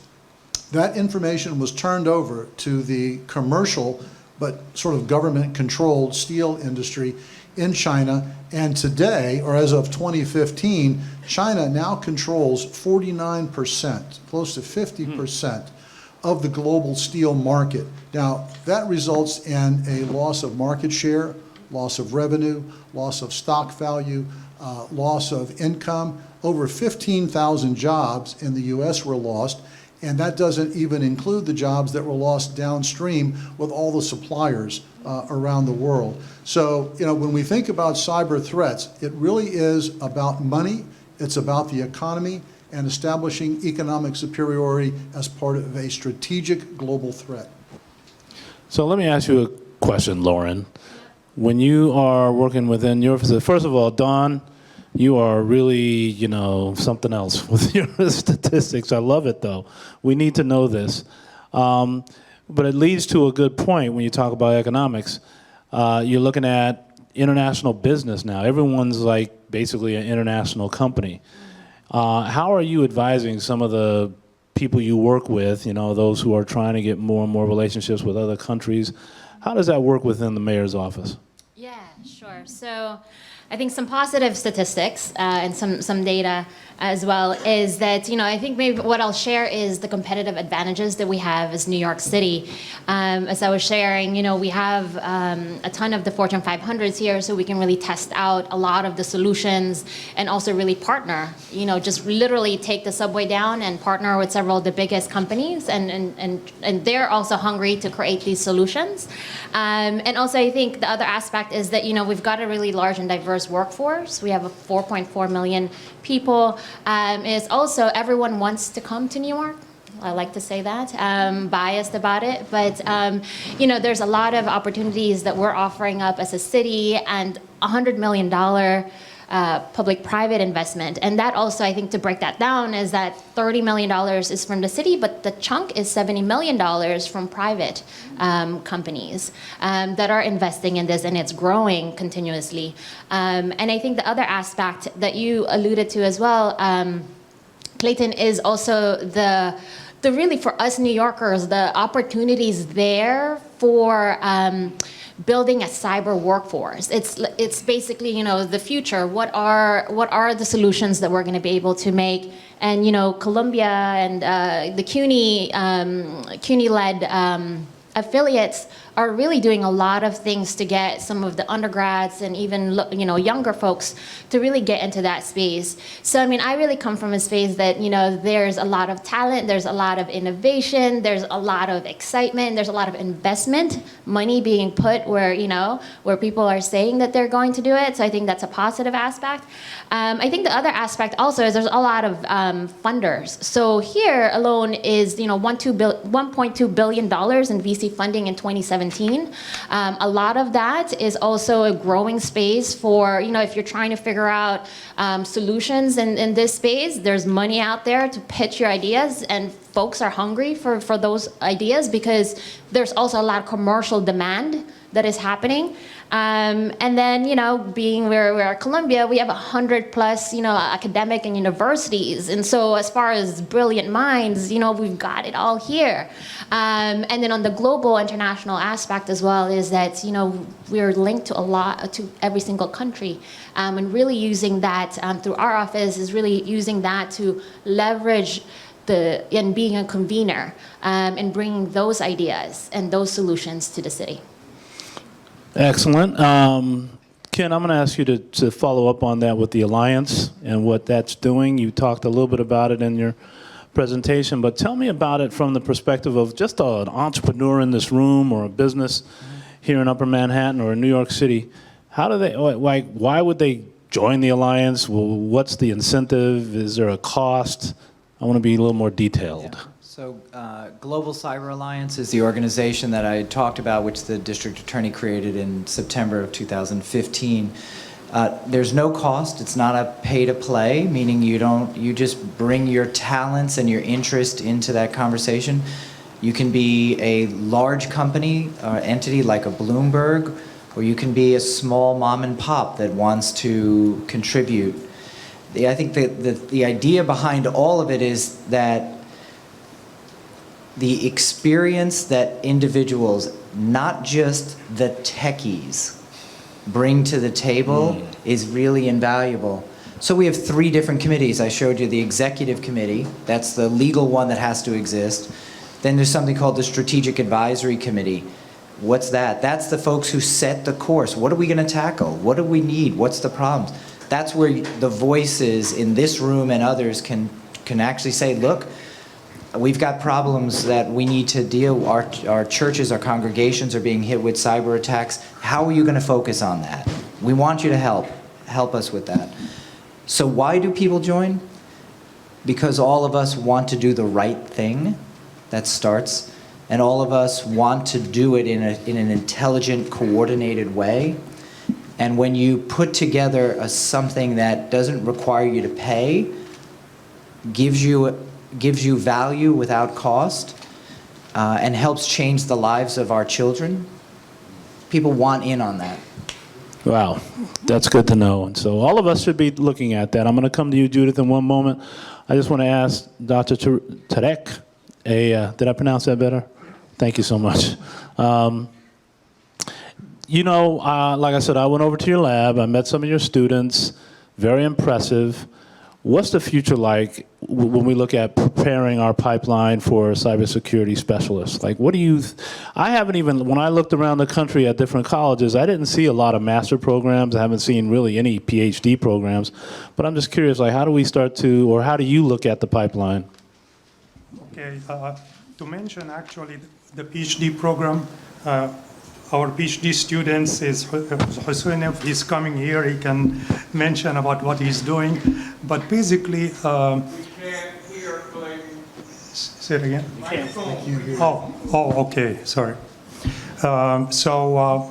If we're talking about what is the future in cybersecurity, a couple of things. Definitely, we heard about artificial intelligence and machine learning, deep learning.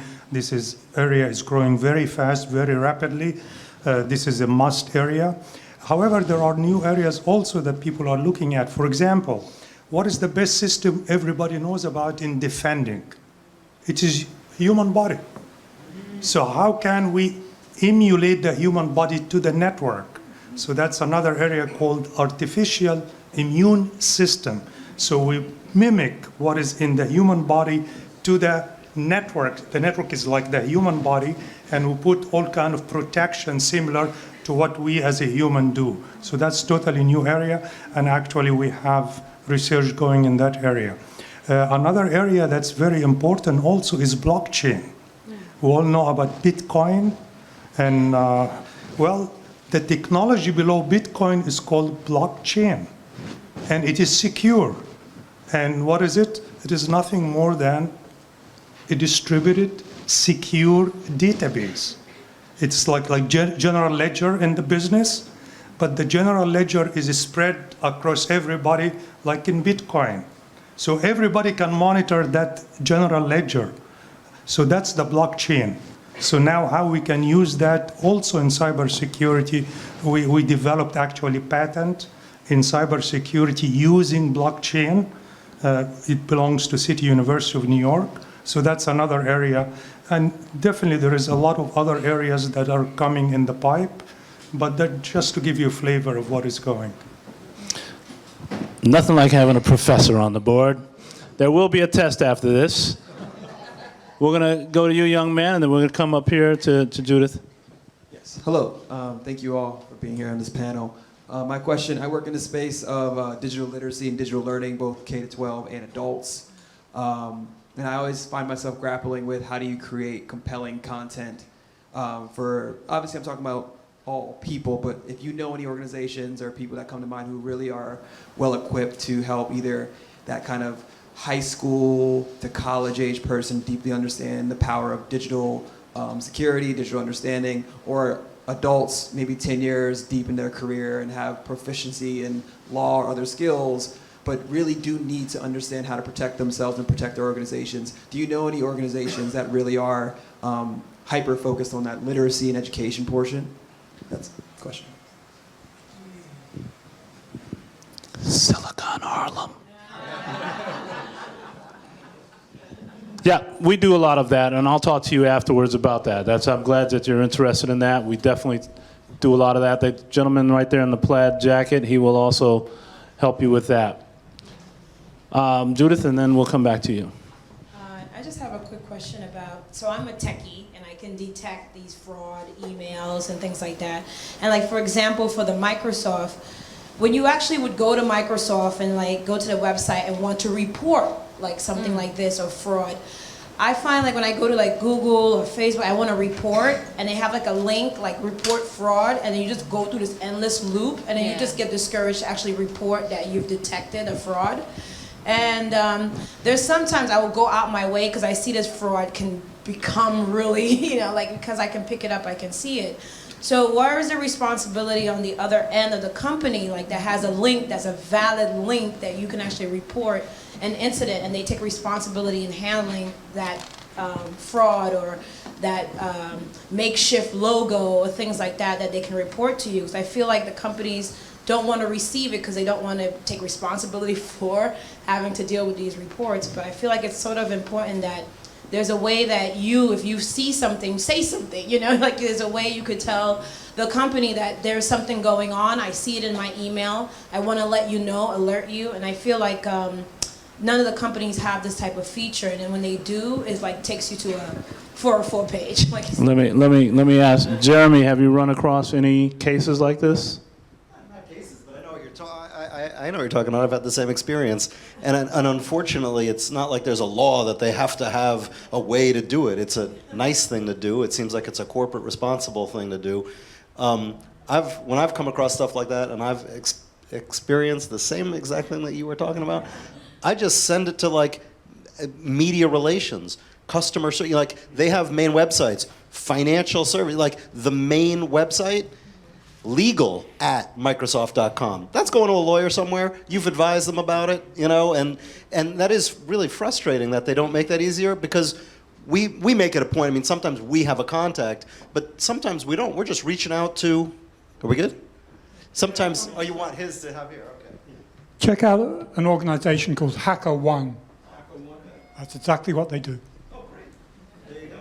But sometimes we just call legal counsel's office and say, hey, we found something bad. You know, they'll take a call from us, but yeah, we have to call, right? Yeah. Make it hard for me to tell you that. I mean, as soon as they get sued one day and they have the liability for it, they'll say, yeah, fix it. My very quick question, going back to what everyone has said before. When I get an alert or something that I'm not expecting, my response should be, don't respond, not through that link, don't respond at all. So, it's a great question.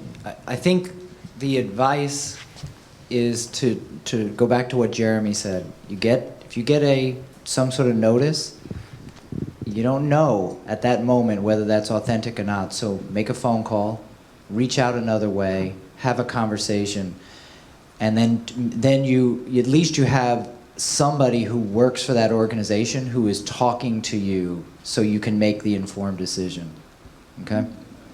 Yeah, I would add to that, make sure that you don't call the number that they may be giving to you. Look it up independently. You can Google it, call directory assistance, but don't call the number they say, call now. If I could If I could add one thing to that too, is also tell other people. I'm sure we all have like family group messages that we have, and I do that myself, that when I see something that looks like a really good fake, and I feel like that may have gone around to people that I know, I kind of bring that up, take a screenshot, put that into the group chat, and just kind of, you know, make people a little more alert to it as well, so that you can kind of prevent the next person from clicking it too. Great question. By the way, Judith, who asked the question previously, she's a Silicon Harlemite, and she teaches at public housing, NYCHA, St. Nicholas, right now. Extraordinary, teaching coding in NYCHA housing. We have a question over here. Yes, give her a hand. She's an amazing person. You have a question. Hi, everybody. My name's Sharon McLaughlin, and I'm a creative director for Mermaid Inc. I own a business here in Harlem. Can you hear me? Sorry, I'm not really used to talking into microphones. I have sort of a question that might be in the weeds. I think, oh, and thank you so much for being here. I'm learning so much. This is a question for Daniel Reyes or any of y'all. What do you think about SSL? Is it worth it, since we're talking about cybersecurity? The short answer is yes. Depends on, you know, what it is that you're looking to encrypt. So the point of SSL is that it encrypts the information that you're sending from, you know, one point to another, from your computer to another server on the internet or something like that. SSL should be on pretty much everything. Every communication that goes out over the internet, everything should be encrypted. The good thing, companies like Google and other search providers tend to lessen your visibility on the internet. Your site, if it's not SSL encrypted by default, will actually show up, will actually get lower on your search result list, and that's a good thing. Even if there's nothing sensitive per se being transmitted on your website, if it's just an informational website, it should still be encrypted. It's just good practice, and yeah, everything should be encrypted if it's going over the internet. So I do a lot of web design and web development as well. So I should just go ahead and all of my client sites, just migrate them all over to SSL? Because I'm sort of in the process of doing that, but I've had some of my clients sort of push back because, you know, their sites... Let me jump in and tell you that he's not going anywhere. You can speak directly with him. Yeah, we're the conversation. But we have a question right here, which is great. Yes, I had a question. I was thinking nowadays phones are becoming more prevalent as we use them more often. And international phones from other countries are coming in as well. And we're using their security systems. How can that affect our homeland security?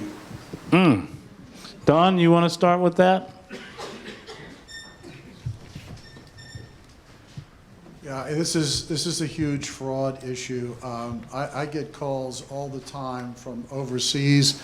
Sometimes they're speaking English, sometimes they're speaking an unidentified language. You know, it's a massive fraud. So much of it originates in Eastern European crime organizations who have a long track record of stealing credit card numbers, stealing social security numbers. Some of the data that they take is used to file false income tax returns, for example. That's a huge crime. If you look at the information that's contained in your average medical record on credit applications, there's usually enough information to create a false income tax return. So it's very difficult, you know, to try and combat this. And I think somebody from the DA's office earlier mentioned something about they're trying to prevent these crimes from occurring. That's really what you want to try and do.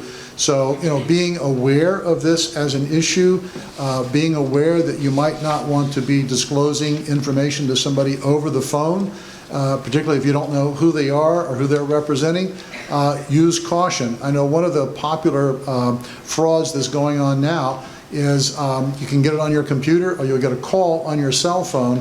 Hi, we noticed that we're with Microsoft and we've noticed that there's a virus on your system. And so I got one of these just the other day. So I said, really? I said, that's fascinating. I said, and exactly how do you know this? Are you monitoring my computer? Well, no, we're actually not monitoring your computer. I said, well, okay, why don't you give me your badge number? Do you have a badge number? And they can't answer these questions. So, you know, first of all, if it's Microsoft, they're probably not going to reach out to you, right? You know, they're going to reach out to some large corporate organization where they've got multi-million-dollar contracts. But if, you know, if you get one of these calls and you get a cell phone, hopefully you're not going to hang up on somebody you don't know, but I wouldn't even take the call because so many of them, and it's more increasingly prevalent, is that they are associated with fraudulent behaviors.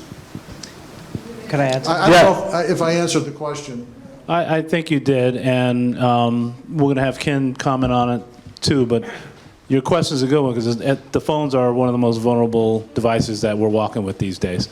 And I just want to add one thing. You know, the world, in order to address international crime, you have to be smart and change your practices. So one of the things that our office has done is to make sure that we have somebody from the City of London Police working with Jeremy and Liz, someone from the Paris Prosecutor's Office, Singapore Attorney General's Office, many other countries, because something that's happening from abroad to a New York City citizen, resident, visitor, we don't want to let that go. We want to mine that intelligence, we want to understand it, and we want to fight it. So I just want you to know that when you see these things, somebody said it before, say something, say it to them, say it to me from a law enforcement standpoint, because it can then pivot from you to your neighbor, to your sister, to what we went through not so long ago and still is ongoing, where Social Security fraud was happening against young kids, 7 years old, 5 years old. They all have Social Security numbers, and why did the criminals target them? Because for the longest time, those kids aren't checking their credit reports, right? So just know that if you see something, say something. And you've got great minds, technical minds up here that partner with law enforcement to try to make sure we're taking care of ourselves. I would add to that, Clay, if I may. Go ahead. Part of the questioner talked about Homeland Security. So yeah, it is a Homeland Security issue because in many of these criminal networks and also in some of the adversary nation states, whenever these crimes occur, there's always the transfer of money. So there's money laundering, there's putting money into different things like terrorist attacks. So some of this money goes into feeding terror. It goes into creating more criminal actions. So nothing really good comes out of these types of phone calls. And yes, I do believe it is a Homeland Security issue, and Homeland Security is addressing it. So I'm going to take two more questions, and then we're going to start wrapping things up and let them get their final remarks. Who do we have next? Hi, my name is Ishmael, and I currently work at Harlem on 126th Street. My main question is, how's it going? My main question is, besides universities and City College of New York, I'm actually from City College, small world. Where else are you getting talent from? Everywhere. So I mean, to just be specific about it. So I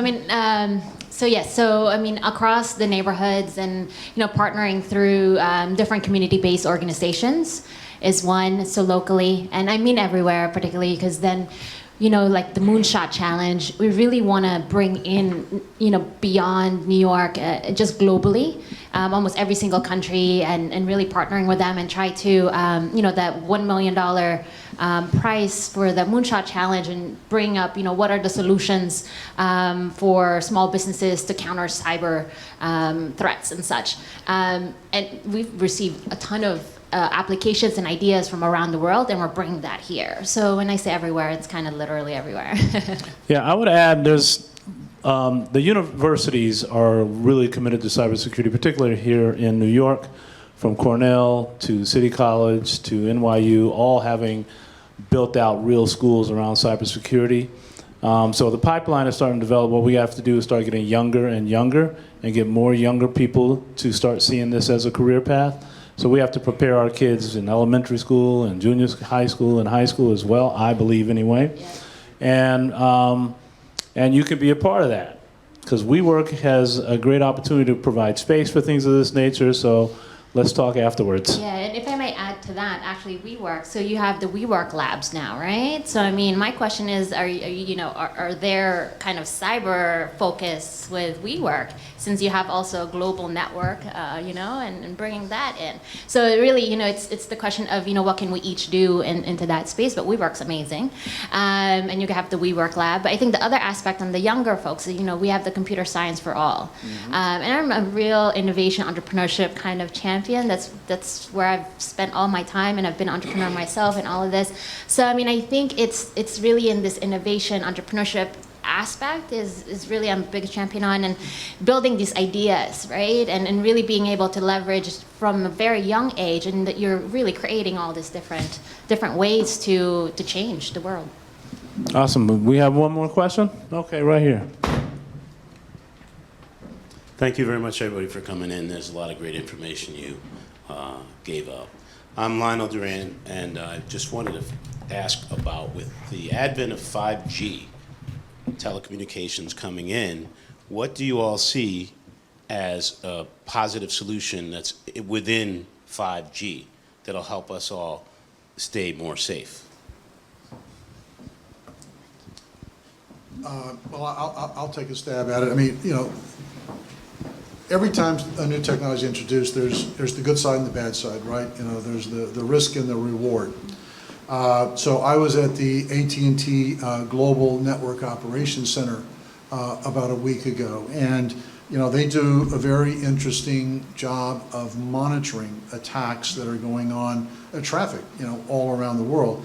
And I think 5G will give us a lot greater insight into the ability to monitor many of these attacks. And what I would like to see is actually infusing artificial intelligence into 5G to get smarter about trying to predict what those behaviors that we've seen historically are going to look like in the future being anywhere from a minute to some other period of time. But applying that artificial intelligence to it, I think we're going to have the opportunity to do that with 5G that we have not had with 4G. Maybe to add to, basically 5G has one advantage, that the core network is software-defined network. And this becomes actually much better than current networks. That's a key thing, and it is evolving. And that will allow us to monitor the internal of the network. Remember, all the attacks, I'm talking with someone in China. Well, that person, the call goes through many networks, so it can be intercepted anywhere till it comes to me. So that's why I'm saying the core of the network is software-defined network, and that would be, you will hear the word, this is a lot, it is fundamental in 5G. And because it's software defined, there would be the ability to apply artificial intelligence software to it. So true. We have a sort of a 5G trial going on right now, Lionel, on Broadway. So we'll talk more about that. I want to thank you guys for helping me out with the questions, but I'm going to have, thank you very much. I'm going to have the panelists. Weren't they brilliant? I mean, unbelievable. Jeremy, thank you, and thank you very much from the whole office. Awesome. But can you guys do 1 minute, 60 seconds of a parting comment you want to make to this audience? Slightly positive. Let's start with you, Ken Kearns.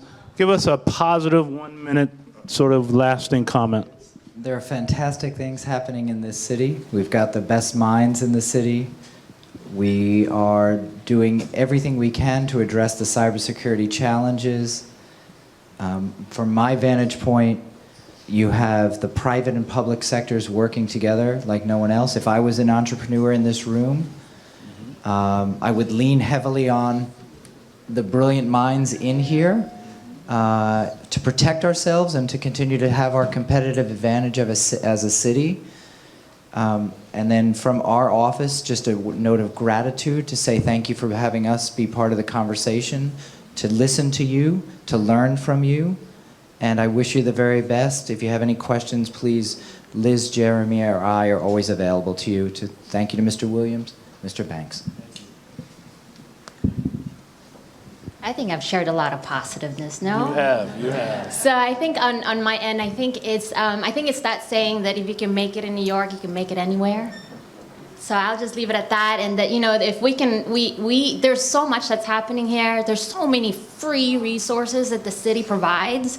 I mean, on the entrepreneurship front, I mean, if a 5-year-old or a 4-year-old can start a business in like 5 days, every single one of us could do that. Right on, right every on. single one that the challenges that we've met, I definitely know that, you know, it's going to come from New York, the solution. If not here, where else? I hear you.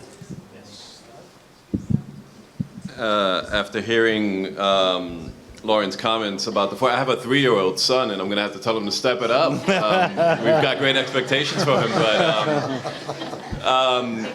yeah, really.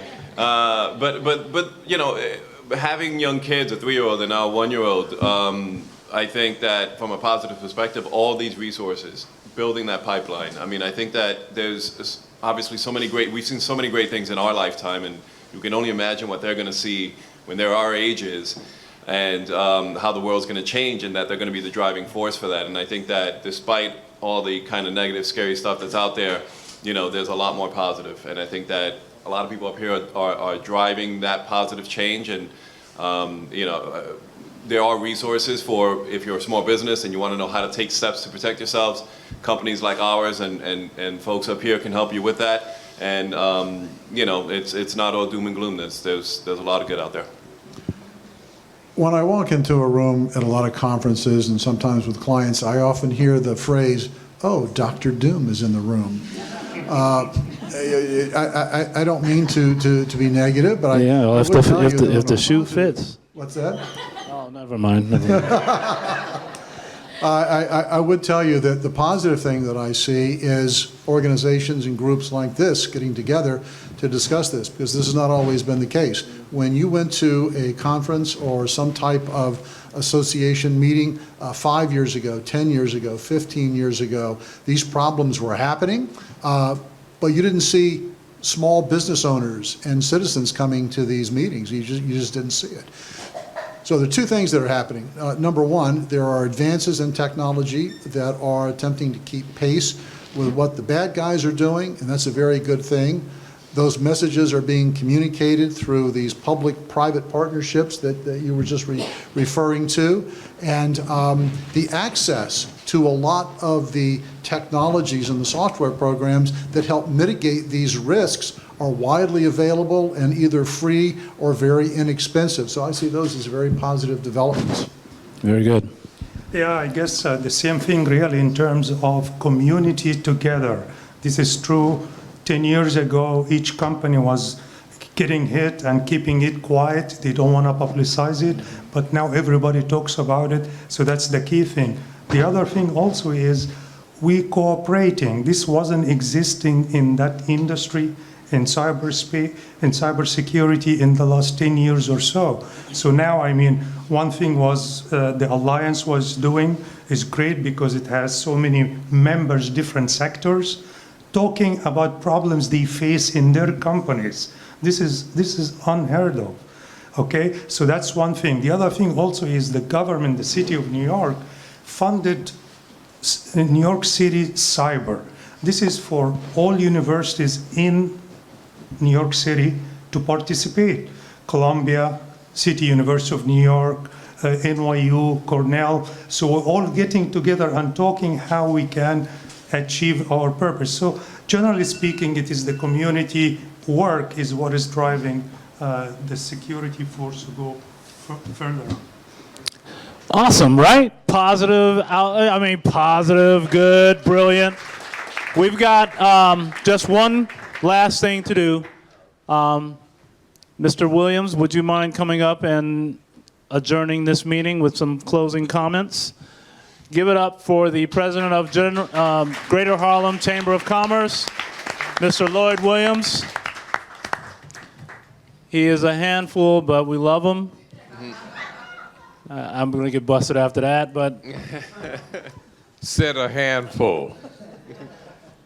I heard nothing that wasn't positive.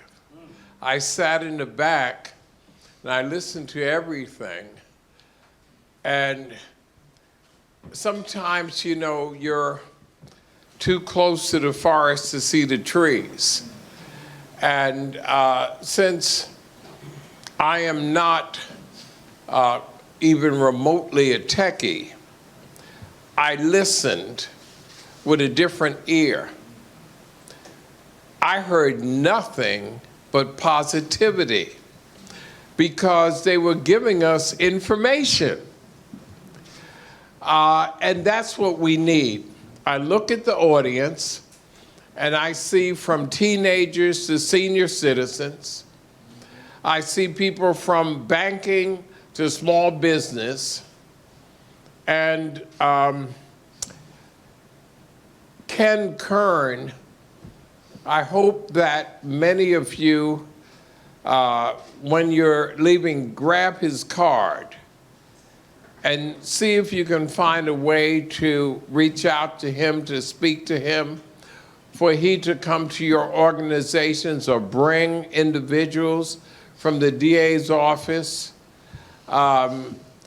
It's hard to put into context what Cy Vance is doing. You listen to things about how the water supply can be impacted. You listen to how your smartphones or just answering the phones can create a problem. You listen to things about 7-year-old children with Social Security cards being hacked. And you recognize they're saying that that 7-year-old is not going to focus on what's happening with their Social Security number maybe for 20 years and what has happened to them during that period of time. I listened at previous presentations as we talked about, or they spoke about, what happened in Baltimore. Now, we don't have the time to get into it right now, but they shut down Baltimore.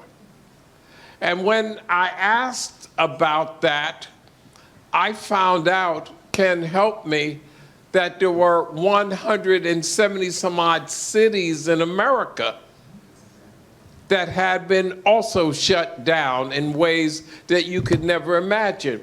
I remember they spoke specifically about, in Baltimore, the inability of the police department to connect with EMT, the inability of EMT to connect with the hospitals. Can you imagine what's going on there? So there's so much that we need to hear. And so you are in the ambulance, but they can't connect with the hospital you're going to as to whether they can take you, whether they have the equipment. You are calling the police, but you can't reach the police, and you don't know what's going on. This is so incredible, and the people who are most being victimized are the youngest and the oldest, okay? So you're looking at this, and what I'm trying to tell you, as someone who is not as well-versed as the majority of you in this room, we better find out what's going on. So when I listened to the last presentation, how many people in the room really heard anything about what happened in Baltimore? Let me see your hands. Okay, fine. So I'm listening to that, and like Baltimore's another world, you know what I mean? And they said, but wait a minute, the same thing just happened last week in Albany. Okay? A little closer to us. So the point I'm trying to tell you, and not take much more of your time, is this is serious. Okay? So we look at it when we think it's China invading Russia, and we think it's Microsoft and Facebook, but do you understand it's you? It's in your phone?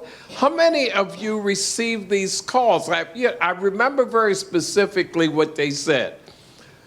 So you have a connecting linkage. It's called Clayton Banks, okay? ClaytonBanks.org, okay? And you use it 1,000 times. But all of a sudden you get something that says ClaytonBank.org. And nobody recognized that the S wasn't there. And when you click into that, they got you. And Clayton Banks never knows that they have you. You think you're communicating with Clayton Banks, and you're communicating with Clayton Bank. And that Clayton Bank is in China. Okay? So I'm just trying to tell you what your responsibility is. Your responsibility is to be a communicator. Your responsibility is to understand what's happening with your church, with your sorority, with your grandchildren, with your grandparents, and pass the word. You don't have to be an expert to say, focus on cyber security. So, this is the third of a series. I cannot even begin to tell you how serious this issue is. So you owe it to yourself to give yourself a hand for sitting through this, okay? Please give our speakers and panelists a hand. And Clayton Banks and Silicon Harlem, they're two outstanding persons who've been in this. Stand up, Bruce. Okay? Bruce and Clayton.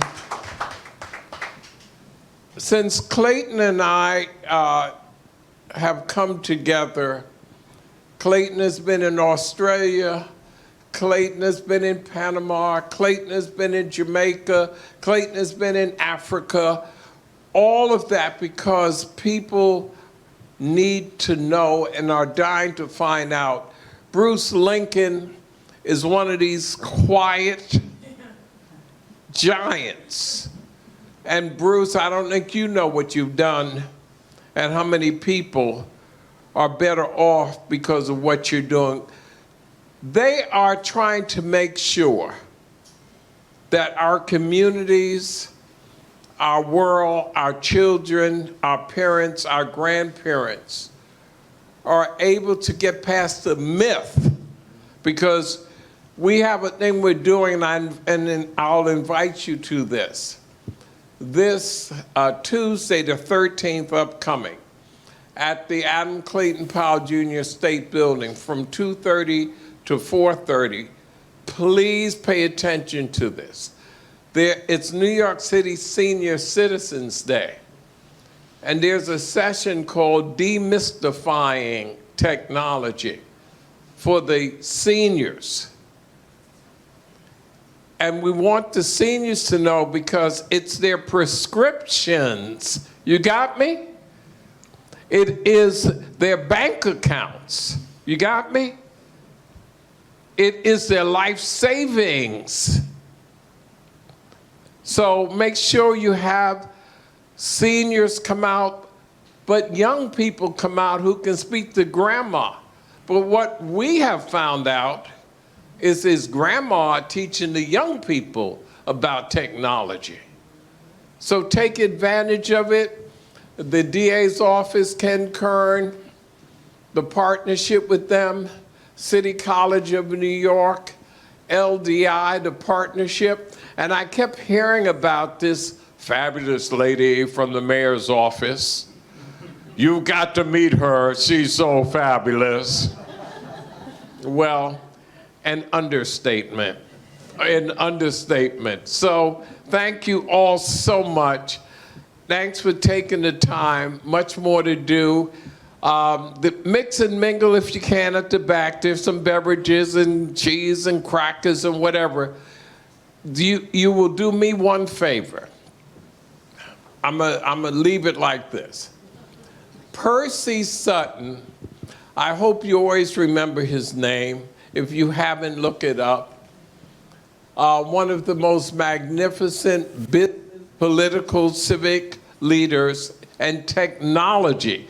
He was talking to Tony Rogers and I about technology and stuff decades ago. We didn't know what the hell he was talking about, okay? But he said this, I want you all to remember and leave you with this.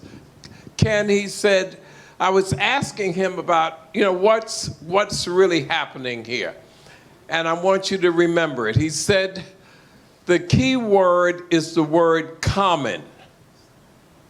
Common. And I said, well, Mr. Sutton, what does that mean? He said, well, if you know what you have in common, everybody here right now has something in common. You're here. He said, if you know what you have in common, you will become communal. What does that mean? Everybody here, you are communal because you're in this space.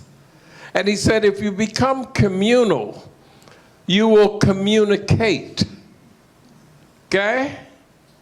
And if you communicate, you will have a community. Common, communal, communicate, community. There is a community in this room, okay? You now have a responsibility to communicate, to be common, and to be communal. I hope you all have a great, great day.